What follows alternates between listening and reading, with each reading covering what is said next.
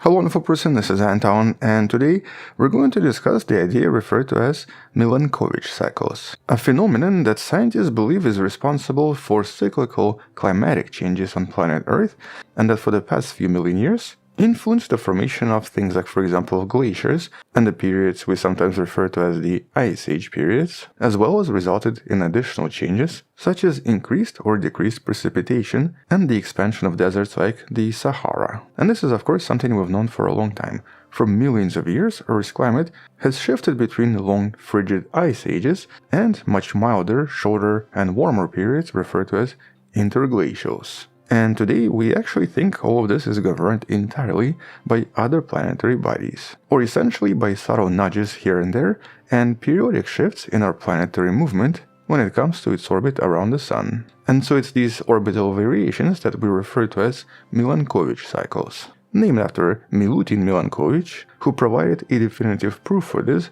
back in the 1920s. And today we know that these cycles definitely play a huge role in the climate on the planet, and especially in something referred to as climatic forcing. They change the distribution of solar radiation on the planet, which can then dramatically affect certain areas in just a few hundred years. But for decades, many studies in regards to this were focused on, obviously, the Sun and larger planets like Jupiter and Saturn. As in, most of this is very likely caused by Jupiter, but obviously not everything. And it was really some of the recent and more detailed studies that started to uncover that there's also something else going on here. And specifically, as you can probably tell from the title of this video, much smaller planets like Venus and even Mars seem to play a pretty big role as well. And so in this video we're going to explore some of these new discoveries and what we actually know about this, and specifically focus on this recent study on the effects from these gravitational nudges from our neighbor Mars. But just in case you have no idea what these cycles are and how all of this works, let's do a very brief overview. So how exactly does this work? Well, this NASA link in the description explains this in a lot of detail, but in essence there are really only three components. First we have the eccentricity of the planet. This is the shape of Earth's orbit around the Sun. Is it more circular or is it more elliptical? And so when the orbit is more elliptical or elongated, the variation in distance between Earth and the Sun increases a little bit more. And this affects how much solar radiation Earth gets throughout the year. Today, scientists are pretty certain that this is definitely caused by Jupiter and Saturn. And it seems to manifest itself in a very stable cycle that's about 405,000 years long. And here it actually has three separate periods. And so this much longer stable cycle contains much shorter cycles of around 95,000 and 124,000 years, which loosely combine to create the 100,000-year cycle that we actually observe in a lot of geological data. Then we have something referred to as obliquity. This is essentially the Earth's rotational axis. Now currently the axis sits at about 23.4 degrees, but as you can see here it varies between 22.1 and 24.5.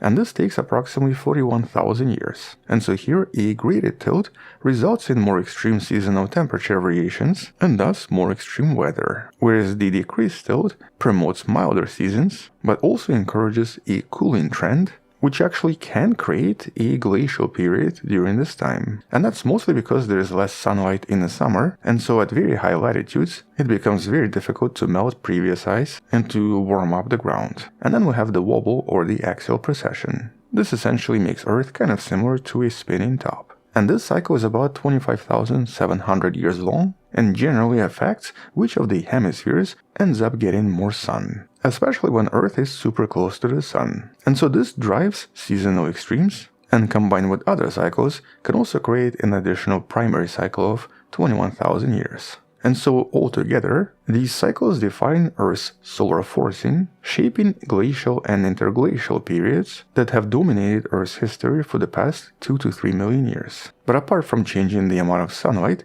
these cycles also do something else. For example, one major historical puzzle here is sometimes referred to as the 100,000-year problem. And specifically here, although the 100,000-year cycle seems to dominate variations in ice volumes on the planet, at least over the past 800,000 years, generally orbital eccentricity contributes much less to changes in solar radiation compared to other cycles. And so there's actually a bit of a discrepancy in how much sunlight Earth is getting and by how much ice seems to decrease and increase every 100,000 years. And so here this discrepancy suggests that Earth's climate system contains a lot of internal feedback mechanisms, most likely associated with levels of CO2 and potentially other greenhouse gases that essentially get released or get trapped inside during certain events caused by these cycles. For example, even just a little bit more sunlight may actually start thawing a lot of permafrost, which can then start releasing a lot of methane and dramatically decrease the levels of ice in a relatively short time. Furthermore, additional studies from the last few years highlight that a lot of these climatic changes don't just affect the levels of ice or affect the rain, for example. They seem to be also linked to Earth's internal processes such as volcanism.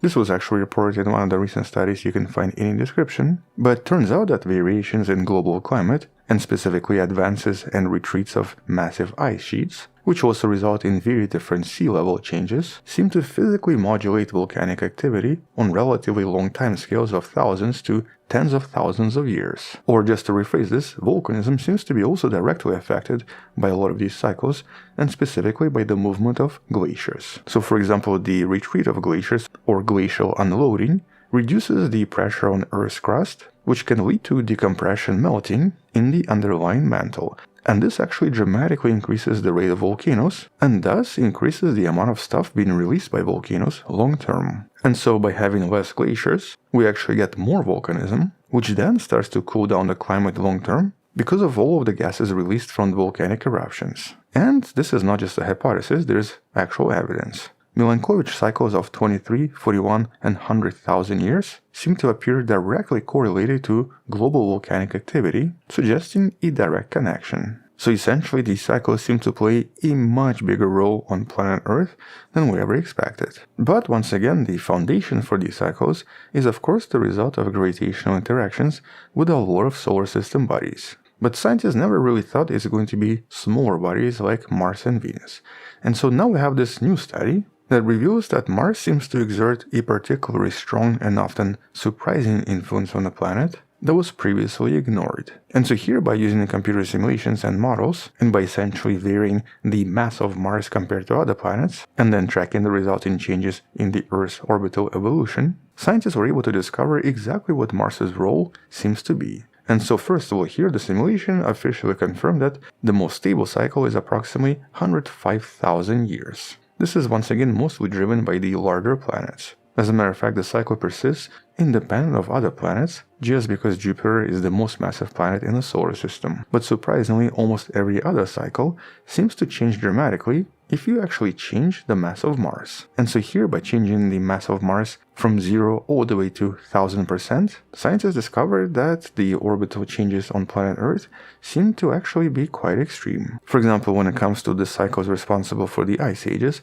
the 100,000 eccentricity cycles seem to actually heavily rely on Mars's gravitational presence. And so in the simulations, as Mars became more massive, a lot of these 100,000-year cycles lengthened and gained power. Alternatively, when Mars's mass was 0, these cycles weakened and became almost insignificant. And so this potentially suggests that one of the main reasons we might even have ice ages is because of Mars. But here this was not even the most surprising discovery. The most striking discovery was of a much longer cycle, 2.4 million years. This is a very long-term climate fluctuation and is a kind of a grand cycle when it comes to eccentricity, and it seems to be tied to the slow rotation rates of Earth's and Mars's orbits and disappears entirely when Mars is 0 mass. We've actually briefly discussed this in one of the previous videos in the description, but basically here, Mars seems to create an actual new cycle on the planet that we've never really known about before until some of the more recent studies.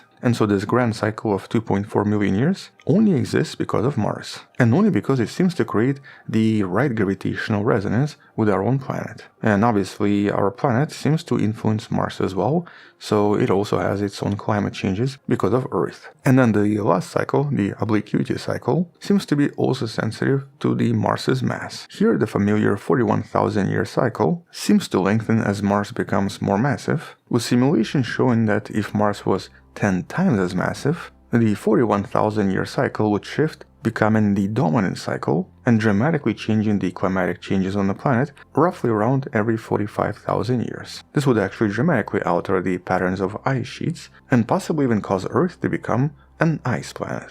And so in many of these experiments, scientists demonstrated that the mass of Mars seems to be the main controlling factor in driving a lot of Earth's climatic shifts because of these Milankovitch cycles, with these findings showing us that Earth's Milankovitch cycles are not just a product of our planetary dance with the Sun and Jupiter, but is definitely a result of a lot of planetary interactions with pretty much most of our neighbors. And this is of course important for at least two main reasons. First, understanding these predictable climatic changes helps us establish highly accurate baselines for what we naturally expect to happen on the planet over the next few thousands of years. For example, studies using this knowledge predicted that the next ice age should occur in about 10,000 years from now. But by establishing these natural baselines, we can now start quantifying when it's actually going to happen, because of obviously human emissions and a lot of additional climatic changes in the last couple of centuries. So for example, we know that additional emissions of carbon dioxide and huge amounts of methane, both natural and artificial, seem to have already diverted some of this climatic shift from its natural course. But at the moment it's unclear if human-made climate change is going to completely prevent the next ice age from happening, or if it's just going to create some kind of a freak weather every year, as a lot of additional mechanisms on the planet try to basically rebalance themselves and force the climatic changes to continue into the ice age despite all of these greenhouse gases. So basically right now nobody actually knows what's going to happen, but this is why these studies are kind of important. And then at the same time, a lot of these results also obviously tell us a little bit more about exoplanetary habitability. Because by studying these Milankovitch cycles, we'll learn about interplanetary interaction and various planetary changes, and learn to understand how a lot of these Mars-type perturbers may shift certain cycles, producing slightly different exoplanetary architectures. And so, for example, if we do discover some kind of an exciting planet out there, for example maybe in the TRAPPIST-1 system, we have to then start understanding how the additional 6 planets in the system influence that one planet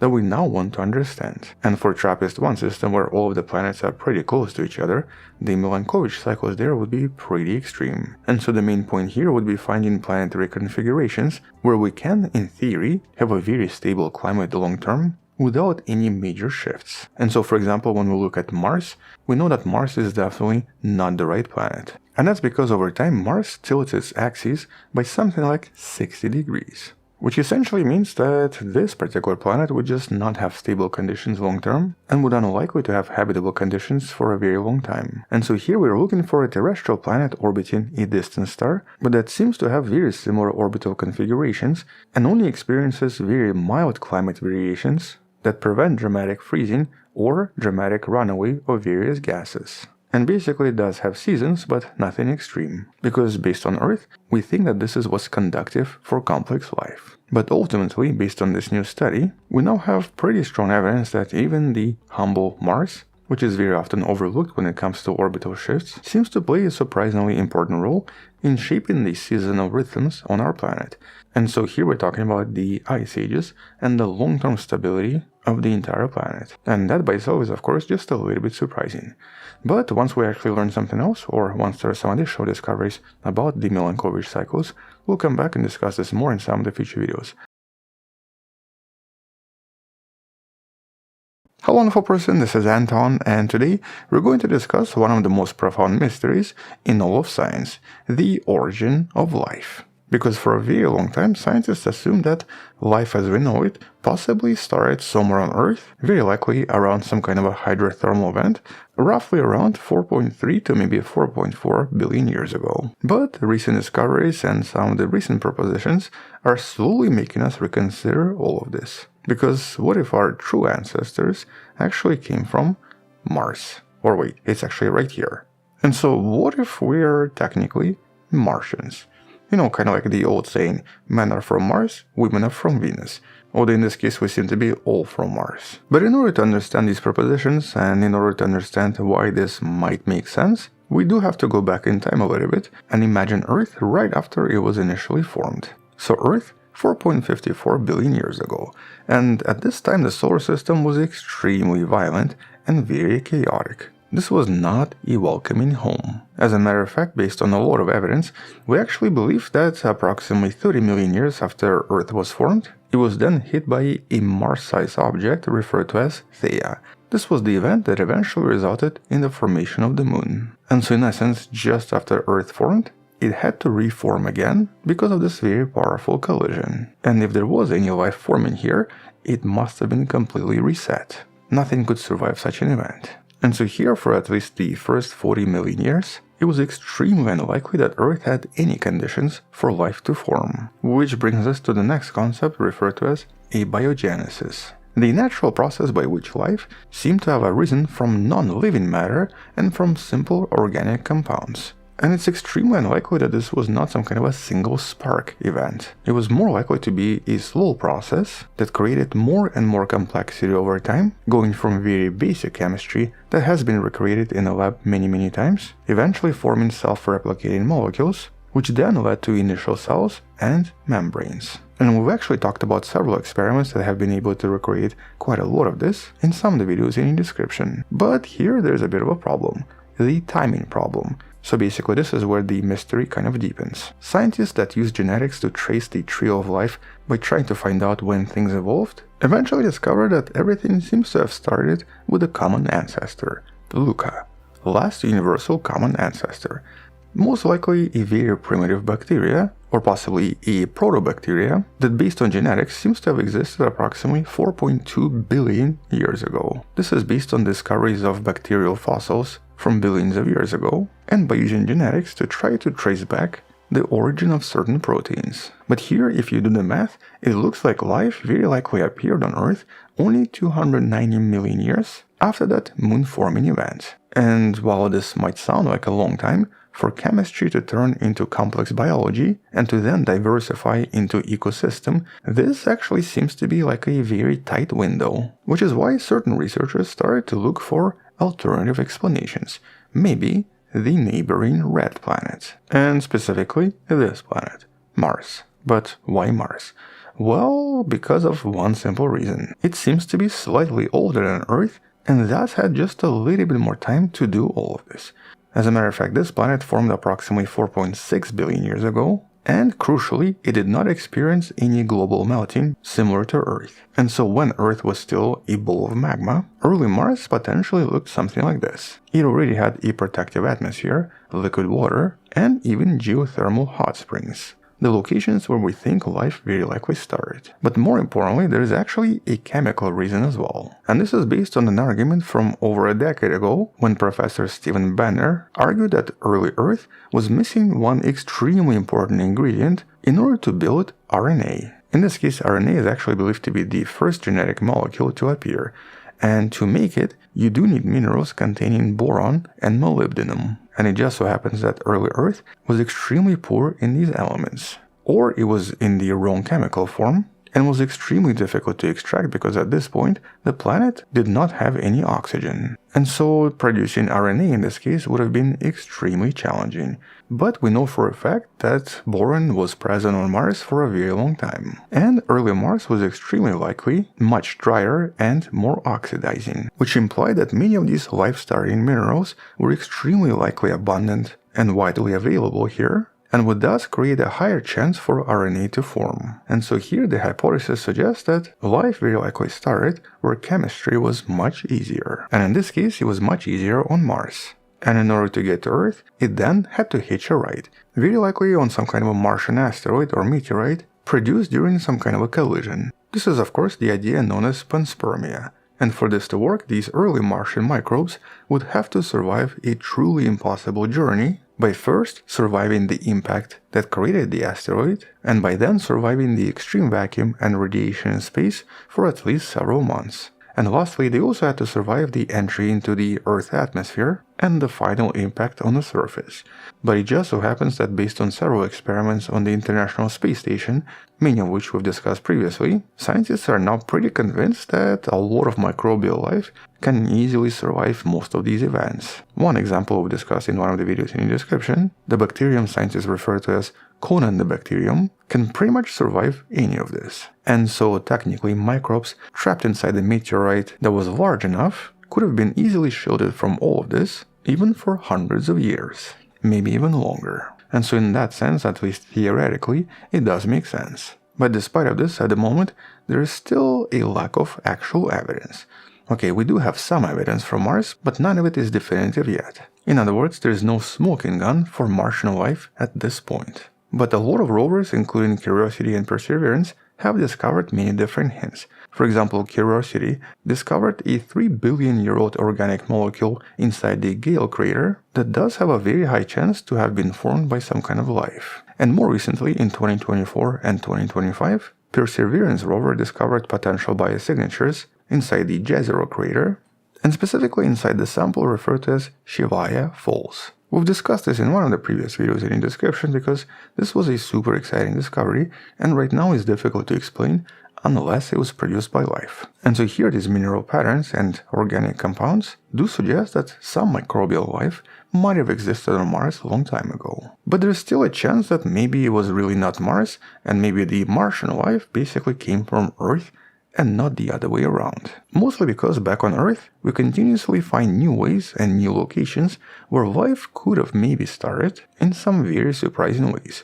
For example, one of the recent discoveries suggests volcanic glass. This was something that was very likely definitively everywhere, mostly because volcanoes were super common back in the days. And here volcanic glass seems to actually help assemble very long chains of RNA much more efficiently than anywhere else. Additionally, scientists also discovered simple ferrous iron that could have driven basic chemical cycles of life even before enzymes existed. So in other words, the idea behind Earth being the origin of life is still pretty strong. But then I guess there is a question of why does this even matter? Why spend billions of dollars on sending Martian rovers, and why would it even matter if we're Martian? Well, first of all, it actually tells us a little bit more about probability of life out there, or basically the idea behind alien life. If life started on Mars and Earth, in other words, if both started independently, it suggests that life out there is super common. It basically means that many different planets and many different moons very likely host life, and the entire galaxy is teeming with life,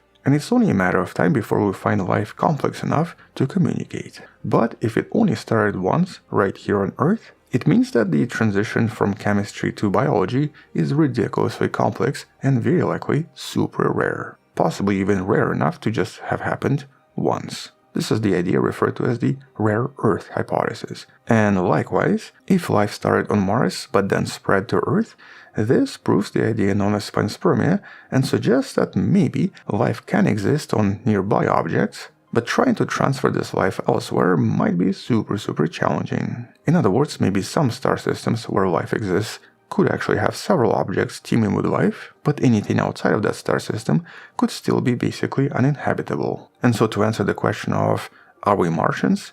Well, at the moment we don't really have a definitive answer, but it is a serious scientific proposition and something that is being considered by several scientists. You can find some of their studies in the description below. But in order to answer this question once and for all, we first of all need to collect actual samples from Mars, specifically those samples left by the Perseverance rover, and then analyze them on Earth in order to get the exact answers. Now, since that mission has been kind of postponed, or maybe even cancelled, that particular question is going to be difficult to answer for a pretty long time.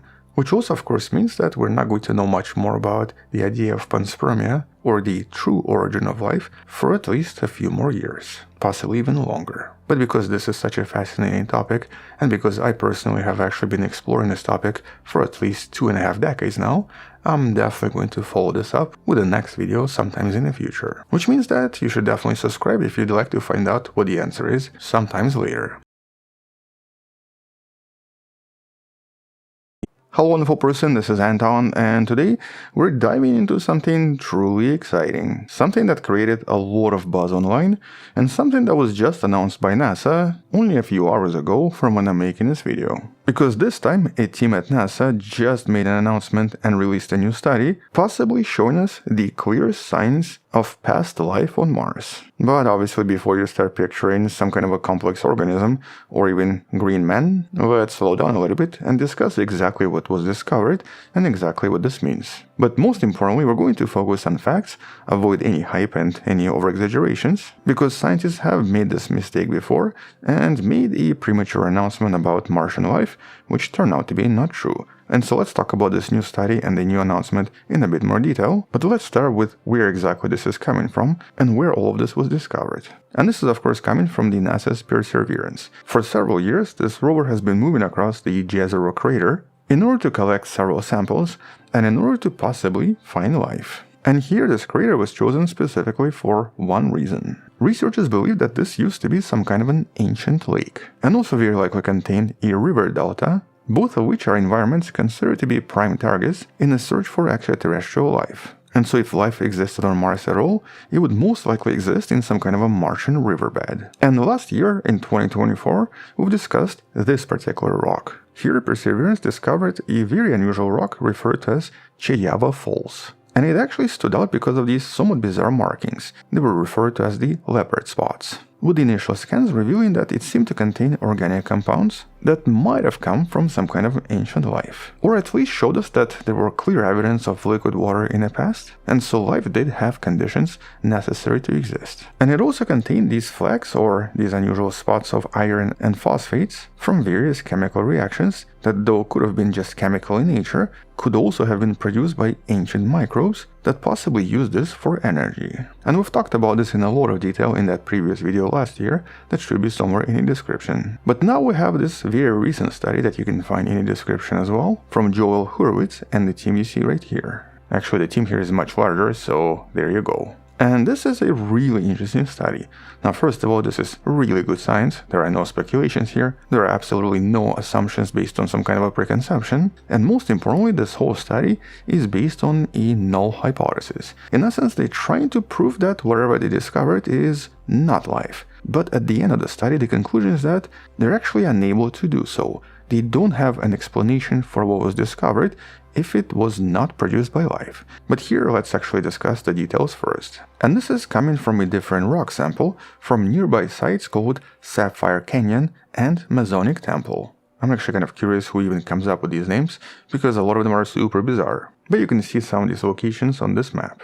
And so here once again the samples were collected by Perseverance and were then analyzed and pictured. Although in this case the analysis was not as complex as what we could achieve right here on planet Earth. And well, it turns out that these samples contain minerals like vivianite, which usually contains iron phosphate, and greigite, which contains iron sulfides. But what's really key here is how these minerals were arranged. Because on Earth we usually see very similar arrangements in water sediments where microbes are physically eating organic matter and then breathing out rust and sulfates. This is usually referred to as redox cycling. And so the presence and distribution of these minerals in the Martian rocks potentially suggests similar biological processes that might have happened here before. And one of the scientists from the study, Michael Theis, essentially describes this as something that would be very easy to explain if there was life, but something that would be extremely difficult to explain if it wasn't. So if this was just the chemical or geological processes,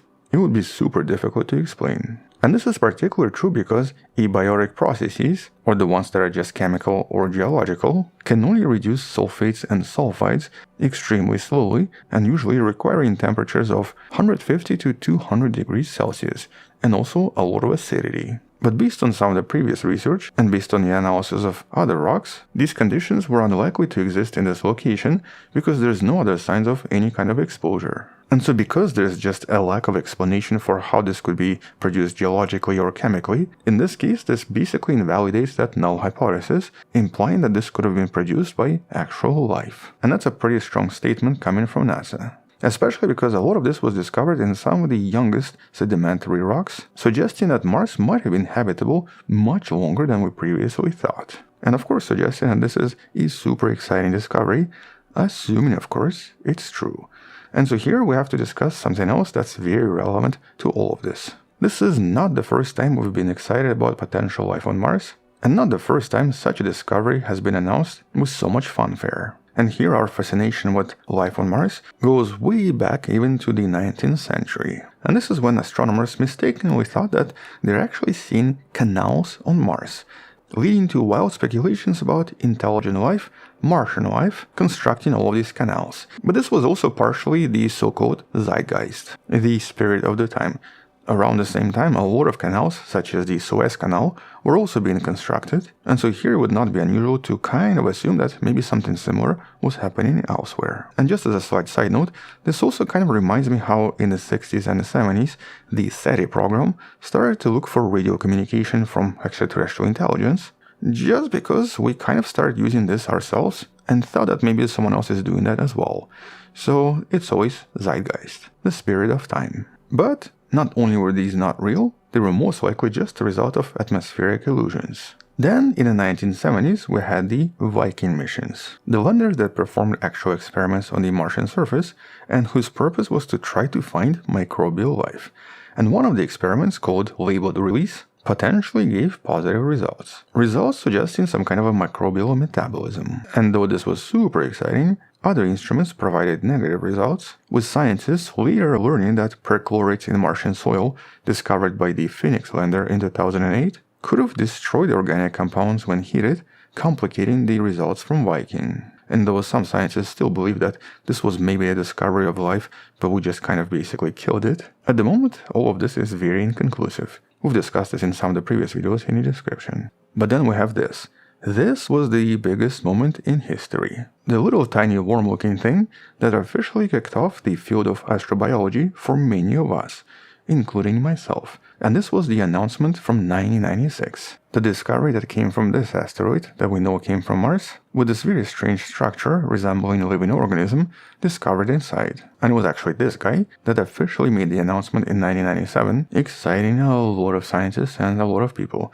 But around the same time, when I started studying all of this, luckily or unluckily, I also got involved in this, but under a professor that was trying to prove this kind of incorrect. Because he believed that this chunk of rock found in Antarctica in 1984, and that was confirmed to be from Mars, essentially contained a lot of biochemical mimics. And so even though the NASA scientists led by David McKay announced that they discovered signs of life, and specifically these microscopic fossils of bacteria, with the formal announcement being made by Bill Clinton, these claims not only were controversial, turned out to be incorrect. First of all of this was ridiculously small. This was approximately 20 to 100 nanometers in size. And that's much smaller than anything known to us, and would basically be some kind of a virus. And we know that viruses do not leave fossils. Moreover, scientists soon discovered that very similar shapes, as a matter of fact, almost exact same shapes, could also be created by non-biological chemical reactions, with all of this later being recreated in a lab. And so even though this contained magnetite, which back then was believed to be a strong biosignature, later on that professor I used to work for, along with several other teams, were able to physically prove that this was not true. Very similar magnetite formations were then physically created through inorganic processes, and no life was needed at all. And all of the other organic compounds that were discovered alongside this turned out to be just contamination from Antarctica. As a matter of fact, several amino acids that were initially used to prove this turned out to be terrestrial contamination from the Antarctic ice. And extremely recently, in 2022, we've actually discussed one of the most groundbreaking studies in regards to this rock, where the scientists at the Carnegie Institution of Science definitively concluded that all of this was likely formed by geochemical interactions between water and rock. The process is referred to as serpentinization, and this is basically where igneous rocks react with water and then end up producing textures very similar to a snake's skin, and also produce these very bizarre features that sort of resemble life, but are definitely just geological and chemical reactions. And so while ALH 84001 was a monumental turning point for astrobiology, as a matter of fact this rock kickstarted astrobiology, over time the scientific consensus was that the features here were not proof of Martian life at all, just proof of very complex geochemical reactions. And so what does the story from this particular meteorite tell us about the announcement that was just made by NASA? Well, it of course tells us to be super cautious and once again to be scientifically rigorous. And honestly, I think this study right here does a pretty good job at that as well. But it still means we need more studies. Right now NASA is calling this potential biosignatures. Here the emphasis is on potential. This might be biological in nature, but it also might be once again some kind of a reaction that has not been explored yet. And so while the evidence from Perseverance right now is pretty strong, mostly because the observed conditions don't easily fit non-biological explanations, like for example high temperature or acidity, because the rover's instruments do not have enough capability to analyze these rocks more, we're not going to have an actual conclusion for a very long time. And so as Katie Stack-Morgan, the Perseverance Project scientist, stated, right now abiotic explanations for what we see in these rocks are less likely, but we still cannot rule them out even based on the paper's findings. Which is why we need that other mission, the Mars Sample Return. The mission that was supposed to happen, but then ran into the funding trouble, and at this point we don't really know what's going to happen. The original plan was for this to happen in 2032, but at the moment, as far as I know, it's been postponed indefinitely. And so the plan to bring these samples back to Earth in order to analyze them in our labs is unfortunately currently uncertain. And honestly, at this point, I think maybe China should just go in and grab these samples and bring them back, because at least we'll have something. But the reality is that these missions are super expensive, and currently the funding has been cut, and so we don't know if it's going to happen. As a matter of fact, there's even talk about possibly canceling everything, meaning that all of these samples are just going to be collecting dust on Mars until someone in the future goes and picks them up, or until Mars gets destroyed by the sun, although in this case even that is not certain. It might survive. But in conclusion, what does all of this mean in the grand scheme of things? Well, first, this reinforces this very important idea that ancient Mars could have been habitable. And so it didn't just have liquid water, it possibly had all of the necessary conditions for life to exist. And so this latest discovery suggests that these habitable conditions might have lasted much longer than we initially thought, because in this case this is coming from one of the youngest samples so far. At the same time, if these biosignatures are confirmed, it would have profound implications on life existing elsewhere in the universe. It would basically suggest that developing life on different planets may not be as difficult after all. And so if life arose independently on two different planets in a single star system, it may suggest that life is not rare. It may also suggest that the rare Earth hypothesis is possibly incorrect, and suggest that life exists in a lot of different places, including several places right here in the solar system. But there's also this idea of panspermia. Maybe life started on Mars and then got transported to Earth, or I guess vice versa. And so maybe what we're seeing here are two different cousins that eventually ended up on two different planets, which of course would imply that we're basically Martians. And if that's the case, it would also show us that life is very robust and can travel far distances across space, which once again would suggest that maybe life did spread across a lot of different locations, and once again we might be able to find it in many places. And finally, this idea also brings up the very important Great Filter hypothesis. And so if the simple microbial life is common, why don't we actually see intelligent complex life as well? And so is there some kind of a filter that's stopping everything? And is there something really major basically preventing life from becoming super advanced? And if so, what is it? And so by confirming microbial life on Mars, we would now have to answer this new question. Either way, we're definitely on the edge of a groundbreaking discovery that also reminds us of the power of science. Because here, the persistence of these robotic explorers and the persistence of scientific teams at NASA is the only reason this has even been possible. But here, the journey to confirm the life outside of planet Earth is definitely going to be a long one. Even though we have these tantalizing clues and a lot of hints here and there, we still have to be very cautious. And that's because, once again, we've made this mistake before. And so, until we actually know what's going on here, and until future discoveries, or possibly some other research that manages to recreate all of this using just chemical and geologic means, that's pretty much all I wanted to mention. It's been quite a long while since we've discussed Mars, so here's your Mars update. And as always, let's start with the rock, an unusual rock discovered not so long ago. And so in this case, NASA discovered a unique rock now referred to as Fypsaksua. And by the way, if you're wondering, the name in this case refers to a location in Norway. Originally discovered on November of 2025. And so here this alien title refers to the fact that this is not from Mars. It's actually a meteorite.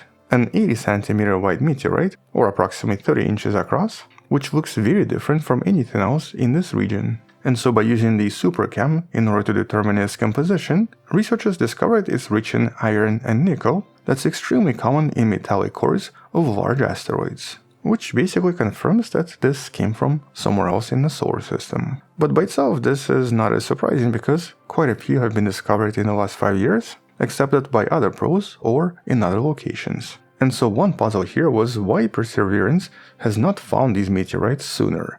It actually should have seen quite a few because the Jezero crater, where it's currently exploring, is the same age as other regions with other space rocks. And so I guess the answer is that maybe it was just not very lucky. But it finally found one, and here this is also important because one day we might have humans living on Mars.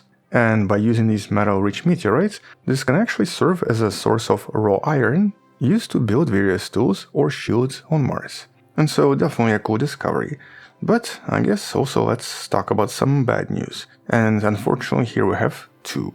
Here we have to address some unfortunate news in regards to the ongoing mission and the mission that was supposed to launch. First, NASA lost contact with the Maven orbiter. This was back in December of 2025, and in the last 4 months, so far nothing has been heard. The spacecraft abruptly went silent after passing behind the planet. And this is a significant blow because Maven was one of the primary tools for studying Martian atmosphere. And it also was used as a kind of a data relay for many different rovers on the surface. And so, for now at least, this mission seems to have been lost. But what's worse is that turns out that the Mars sample return mission has now been almost certainly cancelled. This was the mission that was supposed to bring back 33 separate samples collected by the Perseverance, which by the way it's still doing, it's actually still leaving these samples on the surface, but due to massive budget cuts and ballooning costs, now estimated at almost $11 billion, the mission has effectively been cancelled in its original form. And right now we have no idea what's going to happen to these samples. And while China is still planning a kind of a grab-and-go mission that's very likely going to happen in 2032, what's actually going to happen to the Perseverance samples right now is unknown. There is a very high chance they're just going to basically stay on the surface for many years to come. And so despite all of these cool animations NASA made over the years, unfortunately we're not getting these samples back anytime soon. Okay, let's discuss something more positive.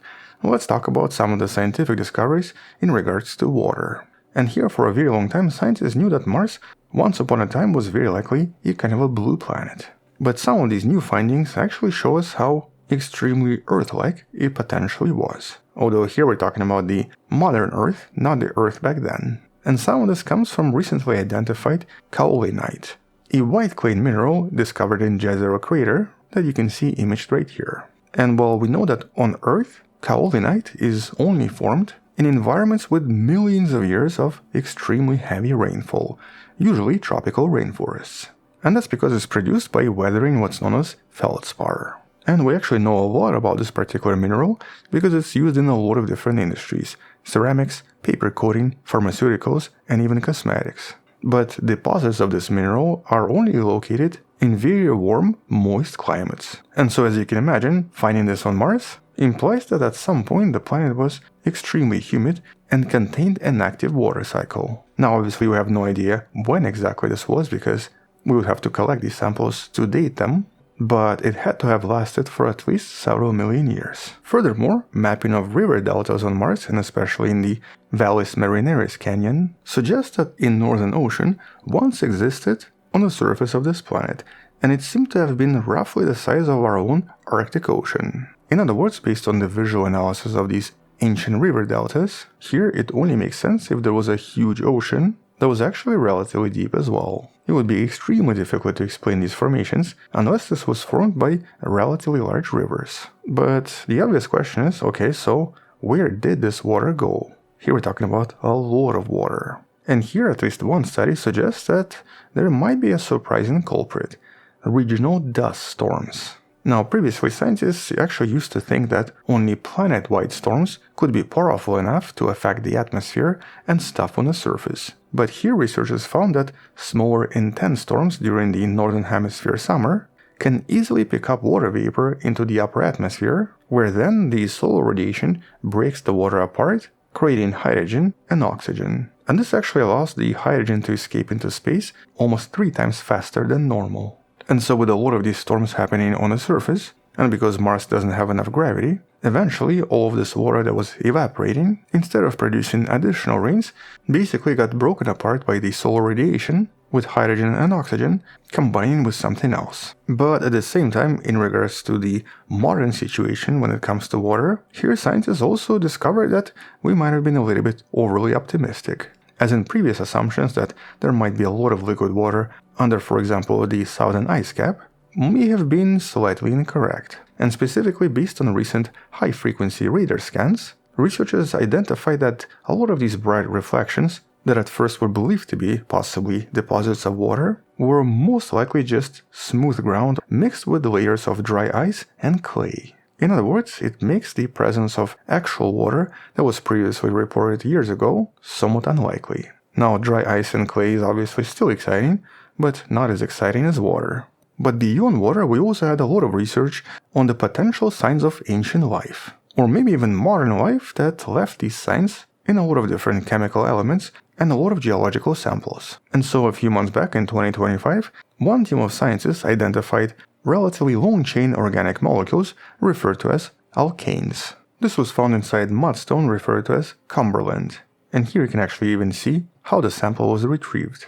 And here this refers to a chain of 10 to 12 carbon atoms that, at least on Earth, are most commonly produced by some kind of a living organism, usually as fragments of various fatty acids. And so here these saturated acyclic hydrocarbons, mostly composed of carbon and hydrogen, mostly come from various natural fossil fuels, and especially things like petroleum and natural gas. And all of this is of course formed by millions of years of decay of various prehistoric marine organic matter, with some of them even being synthesized by actual organisms even today. And what makes this particular discovery somewhat unusual is actually the concentration. Based on the amount of radiation this sample should be receiving, mostly because Mars doesn't really have a lot of atmosphere to protect itself, researchers found that the original concentration of these molecules was probably between 120 and 8,000 parts per million. And when they modeled non-biological ways to create this much organic material, none of them could explain its abundance. And so, for example, some of it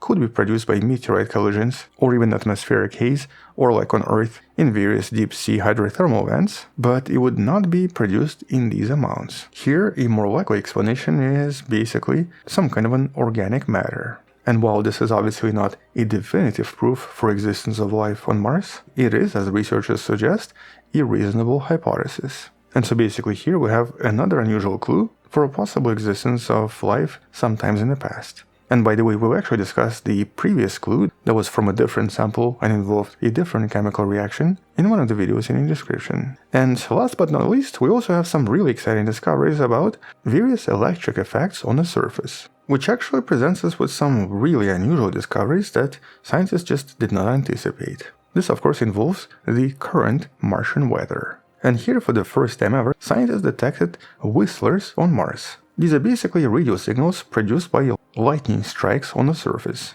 And well, you can see the data itself in this image. This essentially shows us a typical whistler that has been seen many times right here on our own planet, which of course confirms the existence of lightning on Mars. But because Mars lacks a global magnetic field, a lot of these signals seem to travel along small localized magnetic patches inside the crust. In other words, they seem to propagate in an entirely different way from how we usually detect them on Earth. But even more interestingly, Perseverance, and specifically its microphone, even recorded sounds of electric sparks, but in this case happening inside dust devils.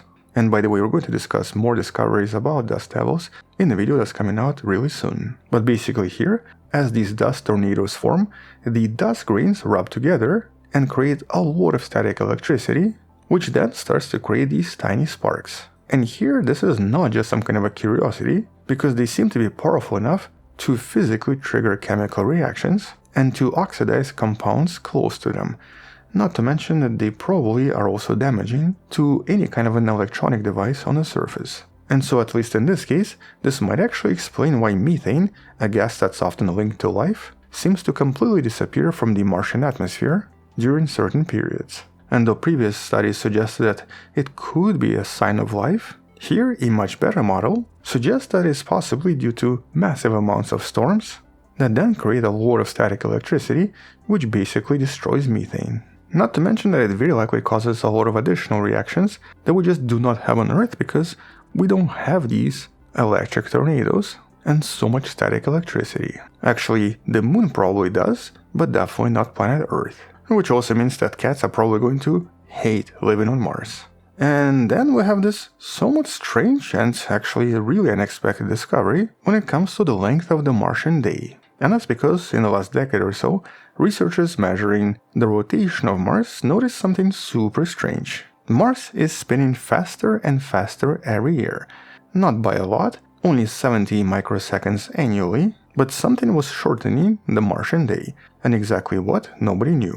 And to explain this, researchers had to rely on some of the older data from the InSight mission that stopped working a few years back. They essentially wanted to model the planet's interior. And by doing this, they discovered a massive plume of relatively buoyant, less dense rock that was stirring deep beneath the famous Tarsus volcanic region, with at least one volcano visible right here. And here this plume is moving upwards toward the crust, shifting the mass of the planet. So kind of like a figure skater pulling their arms inwards to spin faster. And as this lighter mass moves toward the surface, the planet's rotation accelerates.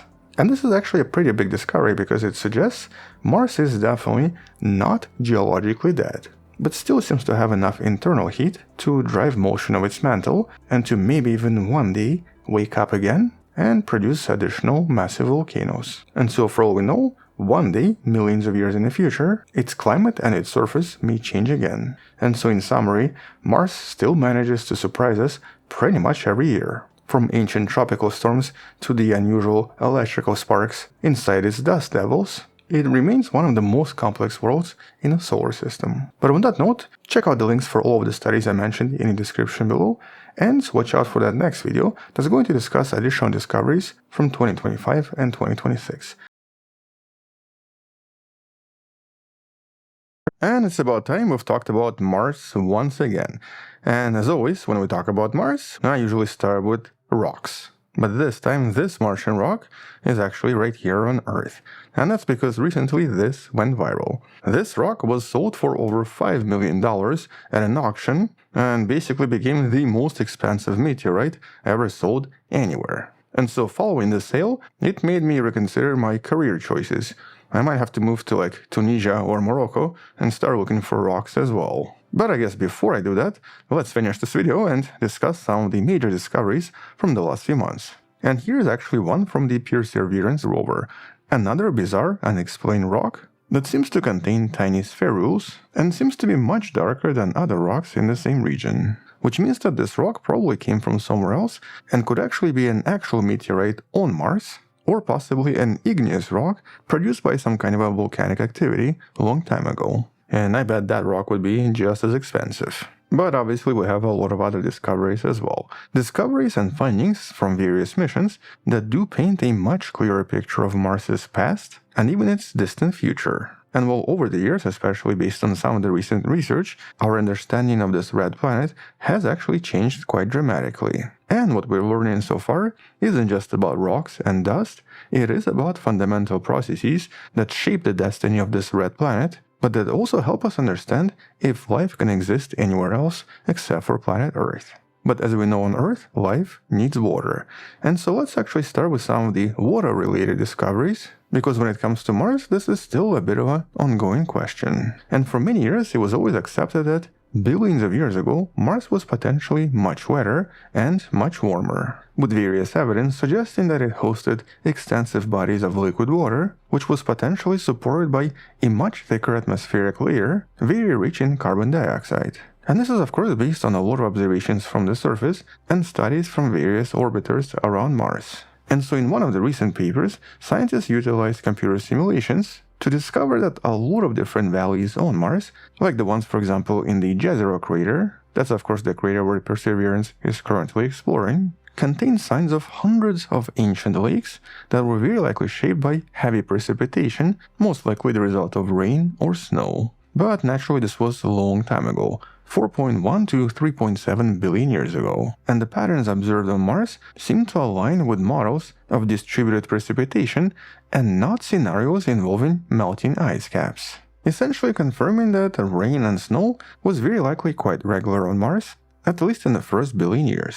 But the question of water on Mars today is a lot more nuanced, especially because there's been a lot of observations that was kind of difficult to explain, and researchers thought that maybe there is still water somewhere on the surface, at least as some kind of a really salty brine water that could potentially reshape the surface.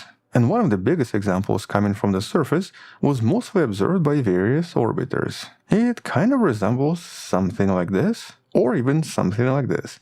These really large dark streaks that were actually discovered in so many different locations across Mars. Officially, these are known as RSL, or recurrent slope lineae, and they seem to appear seasonally, which to scientists suggested that, well, maybe this is some kind of a water deposit seeping through the surface and producing these dark streaks. In this case, this would be extremely salty, briny water, because that's the only way for it not to evaporate and to exist on Mars. And naturally, this discovery created a lot of excitement, hinting at potential present-day hydrological activity, and maybe even some kind of a huge reservoir of liquid water somewhere right under the surface. This could obviously be used to support a colony, or more importantly, could even support alien life. But these conclusions might have been just a little bit premature, because a new comprehensive study that analyzed 500,000 such streaks almost definitively debunked this hypothesis, because these seem to be produced by dry effects and not liquids. Here, all of these streaks seem to be located slightly closer to various impacts, and also usually experienced above average surface wind velocities and dust deposition rates. Yet there was no relation between these streaks and various types of CO2 deposits, or anything that could produce liquid water. And more importantly, they definitely concluded that there seemed to be no actual seasonal effects like previously stated, with all of these streaks produced through some kind of a natural means, most likely as a result of Martian dust. But exactly how this is done is still not entirely clear. And so if there's no surface water here, where exactly did all of the ancient Martian water disappear to? Well, quite a lot of it very likely became different types of minerals, or became trapped inside minerals and is now somewhere underneath. Some of it was also frozen in the polar ice caps, but there's actually apparently another unusual source. Recent seismic data from the NASA's InSight lander provides definitive hints of vast underground reservoirs of liquid water somewhere around 5 to 8 kilometers underneath. This was detected by listening to seismic waves from meteorite impacts, and by identifying low-velocity layers approximately 5 to 8 kilometers below the surface. This layer seems to represent highly porous rock, filled with liquid water, and resembling a kind of a sponge. Which by itself is of course a really exciting discovery, and a discovery that's not so different from what seems to happen on our own planet as well. Planet Earth has a lot of water hidden underneath as well, and potentially enough to fill several oceans on the surface, but still basically trapped inside the planet. And so this hidden body of water could account for a significant portion of Mars's missing water, very likely enough to cover the entire planet, with an ocean up to about 700 meters deep. And this water seems to be in many different locations, but unfortunately is a little bit too deep to actually reach or to use for various colonies. And trying to reach this is just part of the problem. Another problem is the fact that a lot of stuff on Mars is technically toxic to humans. For example, a lot of Martian regolith and a lot of the briny water is permeated with toxic perchlorates, making this water basically unusable. But a relatively recent project known as Project Tethys, a project that was funded by NASA, developed a really intriguing method of purifying Martian frozen liquid water, specifically focusing on the removal of these hazardous perchlorates. This is a pretty intriguing project, and you can learn about this in one of the studies in the description, and essentially represents a somewhat important project for a potential future crewed mission to planet Mars. Okay, we've discussed water. Well, let's talk about the atmosphere. Especially atmosphere that would be rich in carbon dioxide, which we believe would have acted as greenhouse gas to keep this planet much warmer before. But here we have this other question. Where exactly did all of the carbonates go? For example, here on Earth, all of the carbon dioxide usually gets sequestered inside rocks and becomes carbonate minerals, for example limestone. This is a relatively slow process, but it's absolutely crucial for regulating the planet's climate over time. And previous Martian models also predicted something similar on Mars, suggesting that these carbonate minerals should be everywhere, just like on planet Earth. Yet orbital surveys and early rover investigations did not actually find almost any. And this was of course a missing piece of evidence when it comes to the history of Martian climate and the fate of its somewhat unique and somewhat bizarre atmosphere. But then we had a bit of a breakthrough. This was from the NASA's Curiosity rover. After 13 years of exploring the Gale crater, it finally made its first discovery of what's known as siderite, a mineral that resembles something like this. And this is an iron carbonate mineral whose discovery on Mars serves as a possible indicator of a presence of huge amounts of water and, of course, carbon dioxide. But the discovery was a little bit strange because here it was found several centimeters below the surface and also inside the rock. It was also masked by highly water-soluble magnesium sulfate salts, which potentially explained why we couldn't actually see these minerals before. These salts seem to obscure carbonate signatures from various orbital observations, potentially explaining why no carbonates have been discovered for so many years. But the presence of siderite definitively confirms active carbon cycle that was very likely operating on Mars for billions of years. And so here we had carbon dioxide abundant atmosphere and of course water that created these minerals. But here there was one major difference between this and planet Earth. There was a bit of an imbalance. On Earth, volcanic activity continuously releases carbon dioxide back into the atmosphere, essentially creating a kind of a self-regulating, stable environment. Mars, on the other hand, did not have a lot of volcanism, despite having the largest volcanoes in the solar system. Here's actually the picture showing us how big they were, with one of them recently captured in this beautiful image. And so because of the lack of constant volcanism, over time more and more CO2 was turned into rocks, with less and less released into the atmosphere. And this imbalance meant that eventually Mars would become colder and colder and the water would eventually disappear, which produced only brief periods when liquid water could exist, followed by hundreds of millions of years of dry desert conditions. In contrast, on planet Earth, the long-term habitability is only possible because of the balance achieved between geology and constant sequestering of CO2. But naturally there were some other effects too. This was recently discovered by the NASA's MAVEN spacecraft. And that's because here this NASA spacecraft recently observed what's known as sputtering, a bizarre effect that potentially stripped the rest of the atmosphere, leaving Mars almost completely barren. And the way this works is relatively simple. It involves high-energy particles from solar wind colliding with the Mars's upper atmosphere, and then flinging neutral atoms into space. So here's roughly what this would look like if we were to observe one single atom. And this was of course predicted for many years, but it has finally been observed by the MAVEN orbiter, with the direct observation here confirming this mechanism by observing atoms of argon and revealing that the sputtering seems to occur at a rate of 4 times higher than previously predicted, and being especially intense during solar storms. And so without having some kind of a global magnetic field to protect Mars, here the atmosphere would be very vulnerable and would disappear after just a few 100 million years. And sort of related to this, we now have our first image of the first ever visible aurora from the surface of Mars. And here's roughly what this image looks like. And it's not really that impressive, but here this image from the Perseverance captured in March of 2024 shows us this very faint green light from excited oxygen molecules during the solar storm, which is actually exactly what we observe on Earth as well, but obviously usually much more intense. And this is of course important for science because it gives us a new way to study Martian atmosphere by literally seeing the atoms as they interact with the particles from the sun. Okay, enough about atmosphere.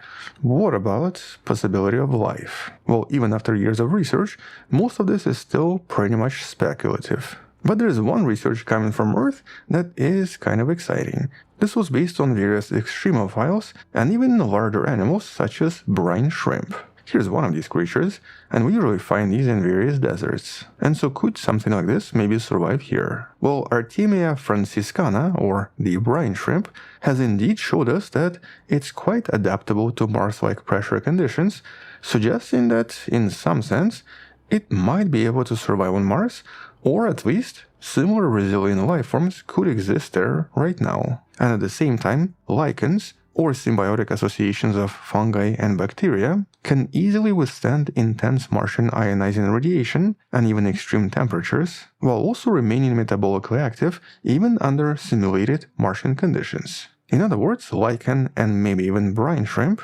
could possibly survive on modern Mars. But it's a pretty big maybe, because in order to continuously survive on Mars, they would still need liquid water, which they do require at all times. But right now we seem to have at least 4 different types of creatures that can potentially live on Mars. We now have lichens, brine shrimp, naturally tardigrades, and even certain types of mosses. And that means that all 4 could technically be future candidates for Martian missions, and presently can be used to model extraterrestrial life. But this doesn't answer the question of whether there is life on Mars right now. And, well, the thing is, there might be, but it's not from Mars originally. And that's because one of the recent studies discovered that some of the extremophile bacteria were accidentally discovered before the NASA's Phoenix lander launch approximately 18 years ago. And these microbes do possess genes allowing them to survive vacuum of space and even some of the most extreme environments like the ones found on Mars. And so for all we know, some of them could have actually made it to Mars on these landers and might have even established themselves in some of the deposits nearby. But as before, at least for now, this is just a speculation. And so based on a lot of these discoveries, it paints Mars as even more diverse and more unusual compared to what we previously thought. A world of precipitation, rivers, lakes, active carbon cycle, and the possibility of ancient life, but a world that possibly lacked certain geological activity such as volcanoes to survive long term. And though the search for life, either ancient life or present life,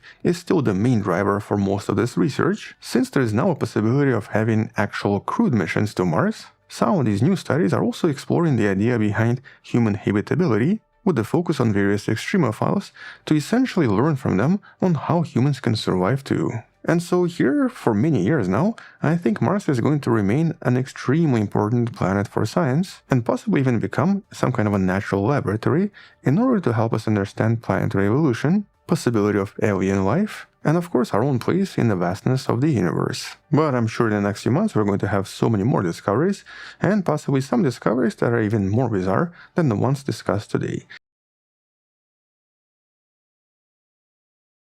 Hello info person, this is Anton, and today we're going to discuss some of the major discoveries from the last few months coming from our red neighbor, planet Mars. And this time, some of these discoveries are actually super exciting and have not been expected at all. But as always, as in some of the previous videos from a few months back that you can find in the description, we're going to start this video with a rock. And mostly because Mars is filled with rocks, and many of them are kind of bizarre. And well, this is one of these bizarre rocks that was imaged in the early 2025. This is coming from the Perseverance science team, and it's a rock now nicknamed St. Paul's Bay. And as you can kind of see, it does seem to have somewhat bizarre and somewhat unexpected features. Specifically, it seems to contain these really strange spherules, a few millimeters in size, whose origin is currently unknown. And not all of them are entirely spherical either. Some of them seem to be elongated, some of them seem to possess angular edges, and some have been broken in the past. As a matter of fact, some of them seem to even have tiny holes. And right now the mystery is, of course, their formation. Now on Earth, if we find spherules, they can actually form in a lot of different ways, but microspherules are usually associated with some kind of a volcanic eruption, followed by rapid cooling, as tiny droplets from the volcanic eruption first melt and then condense into these spherical formations. And so here one potential explanation is maybe some kind of a powerful impact from, for example, an asteroid that potentially produced a lot of droplets that then formed this rock. But I guess one problem here is that they are kind of large and also not entirely spherical, and so explaining all of them might be kind of challenging. Alternatively, they might be similar to the famous Martian blueberries discovered back in 2004 by the Opportunity rover, or bizarre spherules pictured by Curiosity inside the Yellowknife Bay.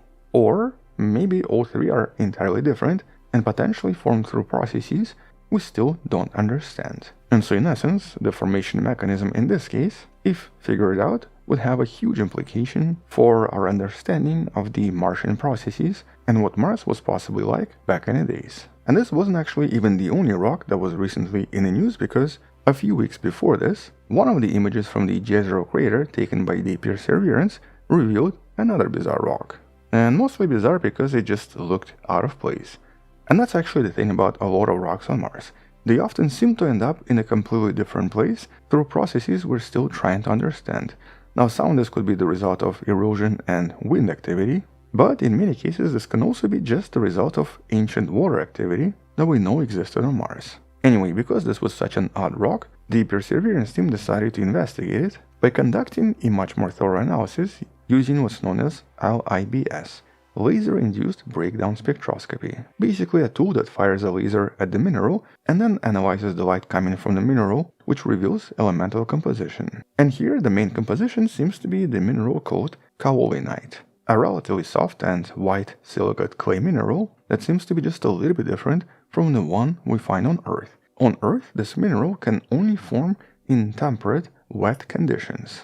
So basically conditions that we usually associate with conditions required for life. And right now, out of thousands of different minerals discovered on Mars, this one is actually super exciting. Now there were some other minerals, of course, including spinel or a magnesium aluminium gemstone, but that one can actually form in igneous and metamorphic environments, so it's not as exciting. And because on Earth we usually find these minerals in locations with intense rainfall, or in many cases in hydrothermal environments, this by itself is kind of exciting. Exciting because it once again highlights that at least at some point, Mars, at least in some locations, had conditions not so different from modern Earth, or at least had conditions somewhere where technically life could develop. And approximately 1 year ago, we actually discussed one of the previous discovered rocks that was super exciting because of these very bizarre leopard spots. The spots that a lot of scientists are now convinced were potentially created by some kind of a bacterial interaction. Mostly because if this was a natural reaction, it would actually require temperatures of 120 degrees Celsius or higher, which would not really make sense because of the location where this rock was found. And so a microbial reaction is a lot more likely. But this is of course just circumstantial evidence, and it would be difficult to discover actual microbes unless we collect these rocks. However, just a few days ago, from when I'm making this video, there was also a super exciting discovery of something we've never seen before. A discovery of the largest organic molecule coming from the red planet. Now, some of the previous simple molecules have been discovered before, but this time, the analysis from NASA revealed decane, undecane, and dodecane, complex compounds containing 10, 11, and 12 carbons that at least on Earth are usually associated with fatty acids. Basically stuff we usually find in a lot of different cells. And since fatty acids usually form cell membranes, as well as have a lot of other functions, right now the discovery of fatty acids on Mars does not really have a very good explanation. Now technically it could be some kind of a geological process, and possibly a process involving hydrothermal events in the past, but it's also a biosignature. And so here we have several discoveries that essentially point at a potential microbe activity. But obviously still no telltale sign that this is microbes and not some kind of a weird geochemistry. As a matter of fact, chemical reactions on Mars might be just a little bit different. For example, surprisingly, it was actually kind of difficult to determine exactly why Mars is orangey red. Now we know that it's because of iron and water interacting over time, but exactly what it formed was always kind of elusive. Or in other words, what kind of an iron oxide was formed as a result, and how and why was it formed? And for a while it was assumed that maybe it was some kind of a hematite or something similar we find on Earth, but recent analysis and recent very thorough investigation revealed something entirely different. By using several missions including ESA's Trace Gas Orbiter, NASA's Mars Reconnaissance Orbiter, and all of the rovers active on Mars, researchers almost definitively confirmed that the redness here comes from a mineral known as ferrihydrite, a water-rich iron that usually forms in relatively cold conditions and in environments with somewhat neutral pH that we now believe Mars potentially had for billions of years. Which means that when Mars became red, it was no longer warm, or possibly never was warm to begin with. And this simulated Martian sample basically recreated the color very well. This is iron-rich ferrihydrite mixed with a bit of basalt to make it appear just like Mars. And because ferrihydrites here seem to represent most of the iron oxides on Mars, here this is a really important confirmation for what Mars must have experienced for a very long time, when it seems to have lost its water and when it potentially finally changed its color. So at this point it was very likely somewhat cold and drying out pretty quick. Right now the research suggests this probably happened approximately 3 billion years ago.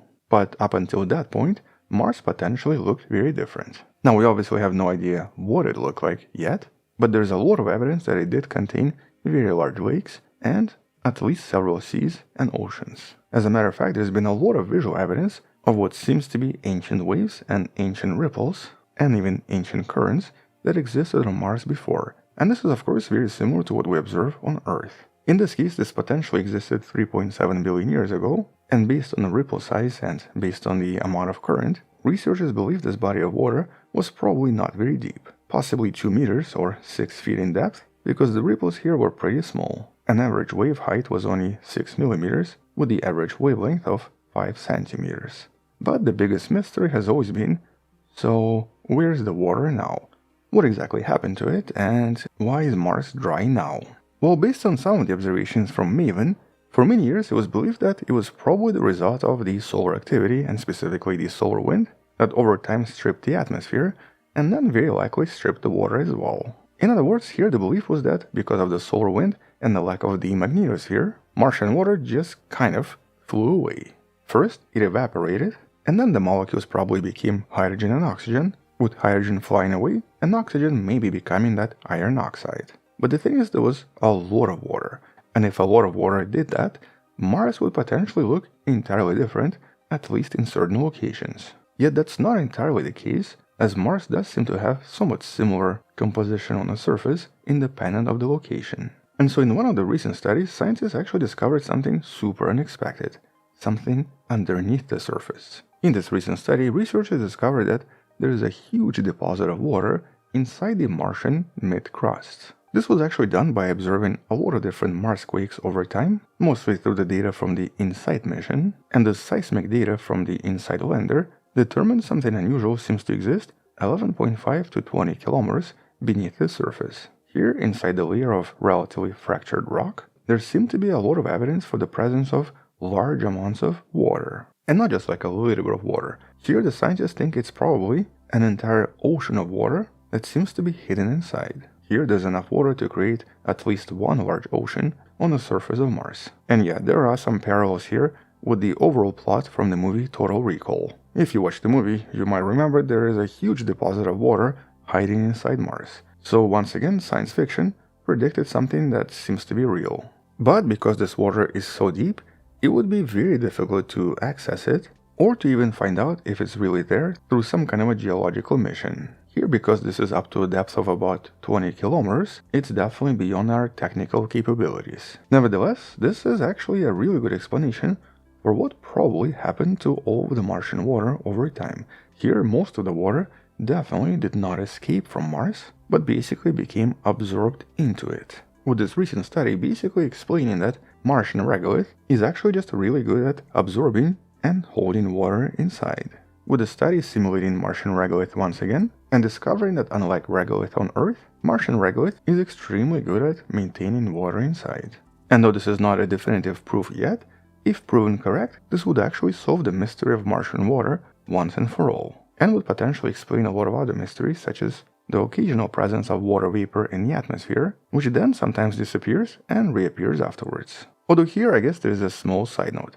Some researchers don't actually think Mars had liquid water, or at least not everything we see was a result of liquid water. Because based on mineral research, some scientists also think that maybe, instead of liquid water, a lot of this was also the result of liquid CO2. Because the early Martian conditions could have actually allowed liquid CO2 to exist, and we obviously know CO2 seems to be still everywhere on Mars. And so in at least one experiment, scientists actually showed that liquid CO2 can generally produce very similar chemical reactions to what we actually see on Mars, especially when it's mixed with liquid water and a few other chemical elements. For example, potassium chloride and manganese chloride seem to actually produce almost identical results to Martian meteorites. And since the early Mars conditions might have actually been perfect for liquid CO2 and not for liquid water, at least one study presents us with counter evidence that liquid water is not even needed. A lot of Martian geology and chemistry can be explained if this was a mixture between liquid CO2, liquid water, and a few other salts.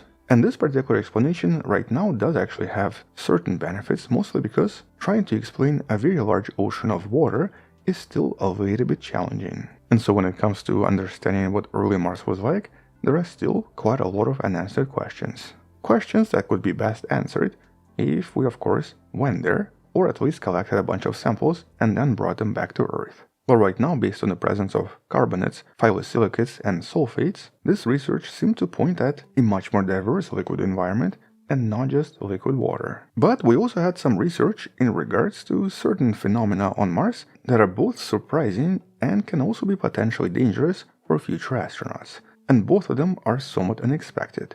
First one is in regards to the famous dust devils. This by now has become a very well-known phenomenon on Mars because Mars seems to have so many dust devils everywhere.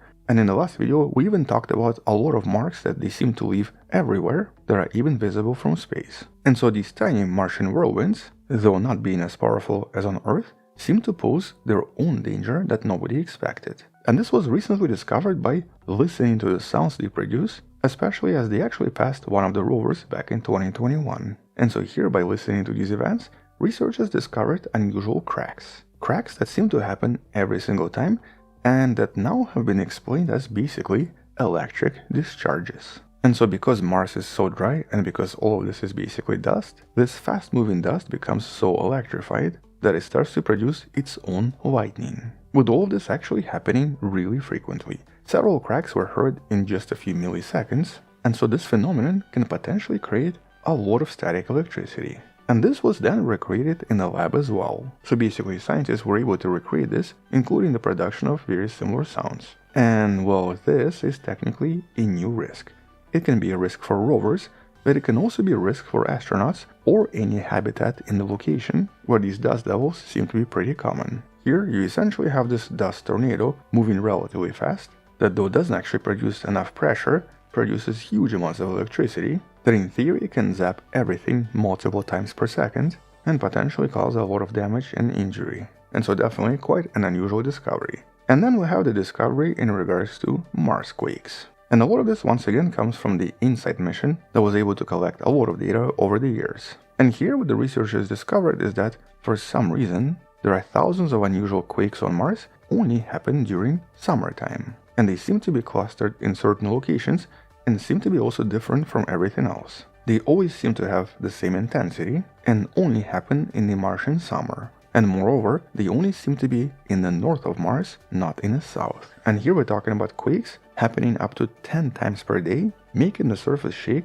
basically every few hours. Naturally, for any habitat, this might be a little bit problematic. But in terms of science, right now this really has no explanation. Now, because this seems to be seasonal, on Earth we can maybe find some examples that are kind of similar, but they usually involve water. For example, during periods of increased rainfall, when the rock composition changes because it's wet, we do get occasional seasonal earthquakes. But on Mars, this doesn't really make as much sense because we don't really have rain here, and so unless this is something underground that we don't detect, wet rock here would not make sense. And so one potential explanation is that this is somehow related to the carbon dioxide ice that grows and retreats annually and could maybe cause some kind of an effect. Now previously it has been associated with avalanches in certain locations on Mars, but in terms of the actual location there is really no match. One of these Mars quakes is very far from a typical location for an avalanche. And so quite a bizarre and unexplainable mystery.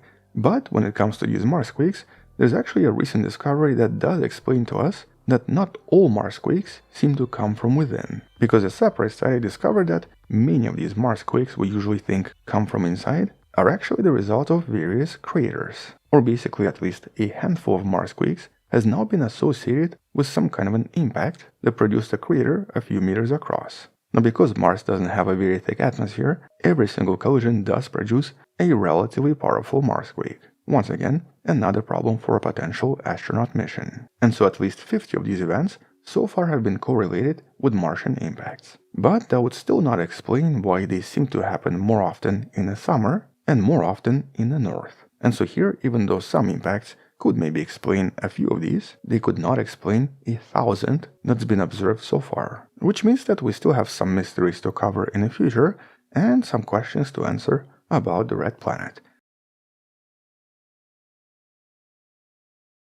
So here I was trying to make some kind of a super interesting video about Martian scientific discoveries when everyone on the internet started to talk about yet another unusual image from the surface of Mars that's probably aliens or extraterrestrial intelligence building structures on the surface. Alright, let's discuss these pyramids everyone's talking about and why it's probably not aliens and why it's just a geological feature. Hello wonderful person, this is Anton, Let's take a look at the picture first, and let's actually discuss the Martian surface and a lot of different intriguing features on the surface imaged in the last few months, discussing what we've learned about Mars in the process, but also talk about some of the dramatic shifts and dramatic changes Mars is currently going through.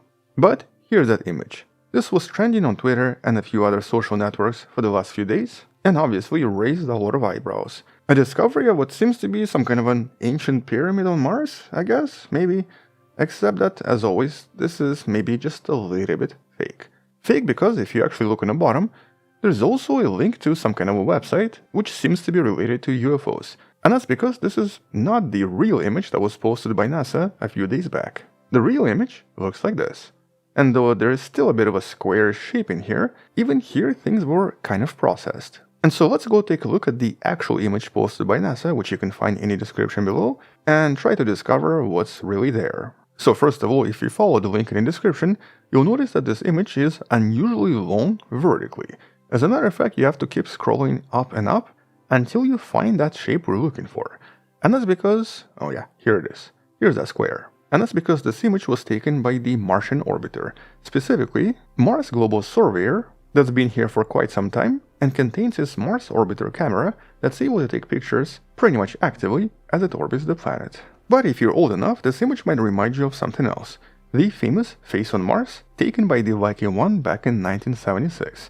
This was obviously also very bizarre and very unusual, and even led to at least one episode of the X-Files. But as we've discovered within just a few years, and especially by reconstructing the structure in 3 dimensions, there was no face, it was just a very bizarre mountain. Which is pretty much the same thing here. This might resemble some kind of a square or even some kind of a buried pyramid, but if you look closer you'll notice that it's far from being a perfect square and actually does resemble a typical mountain range, and a relatively small mountain approximately 3 kilometers across. But then we get these fake edited images on the web and it suddenly becomes the center of everyone's attention. Obviously though, this is very different from this. And this is definitely not some kind of a buried alien structure.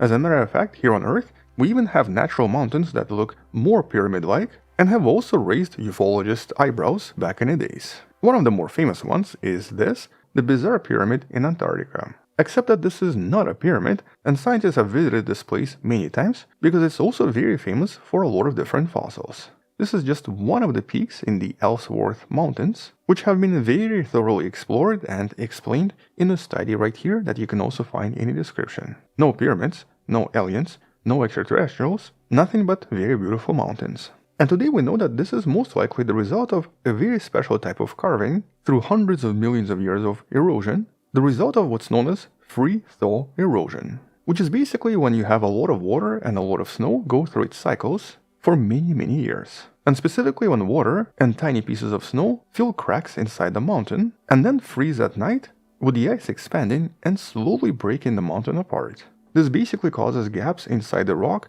to grow larger and larger over time, resulting in a lot of pressure that slowly breaks the mountain apart, forming these bizarre shapes. And we know this freeze-thaw phenomenon exists in a lot of places. Here's another famous mountain, Matterhorn, formed in a very similar way. And so likewise, this is also a result of some kind of an erosion, but exactly what kind is obviously unknown to us.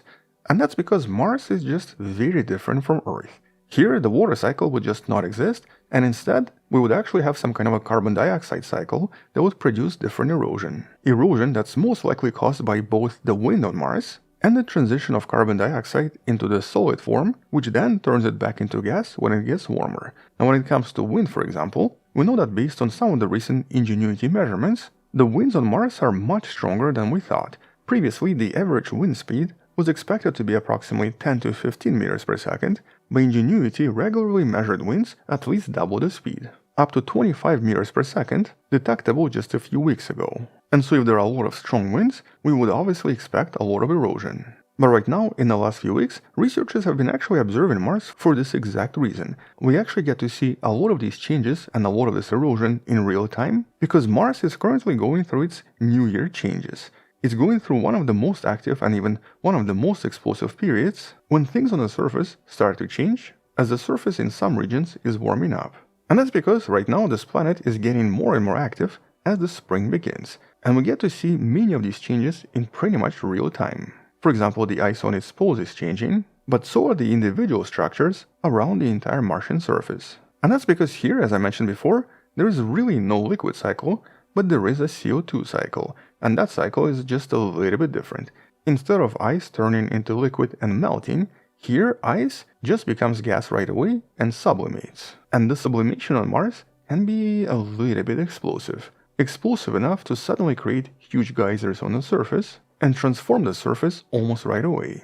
And so here, as light shines through some of this carbon dioxide and heats up the bottom, it basically causes a sudden sublimation event where most of this ice suddenly becomes gas and then just explodes, which then creates these very bizarre fan-like formations coming from within Mars. And sometimes after these eruptions, they'll often leave these bizarre marks on the surface we refer to as spiders, mostly because all of this ice inside is now gone and the surface above it starts to crumble. And here's actually a really cool picture that you might have not seen before of what the scientists now refer to as Martian kidney beans. Except that here this is just Martian dunes with a lot of ice between them. These are basically frozen sand dunes on Mars in the northern hemisphere. And here all of these dunes are covered by a tiny layer of carbon dioxide, which is kind of like frost here on Earth, which actually stops the wind from scooping up the sand and prevents these dunes from migrating just like they usually do on planet Earth. So basically normally dunes are not actually stable formations, they do move across the surface, but very very slowly as the sand migrates. But when there's so much frost, they don't. They freeze on the surface and stay in the same spot until the frost disappears. And so during the springtime, which is technically now, all of this frost will disappear and the dunes will become mobile once again. And so sometimes in the next 2 years, none of this will be here and it will all look very different. And very similar changes are visible in a lot of other locations, mostly in the North Pole. For example here, all of the bright spots are frozen CO2 that's now sublimating and spreading a lot of darker materials on the surface. This image by NASA basically shows us what most likely happens here, which basically means that Mars might be a lot less desirable to settle on compared to what we usually think.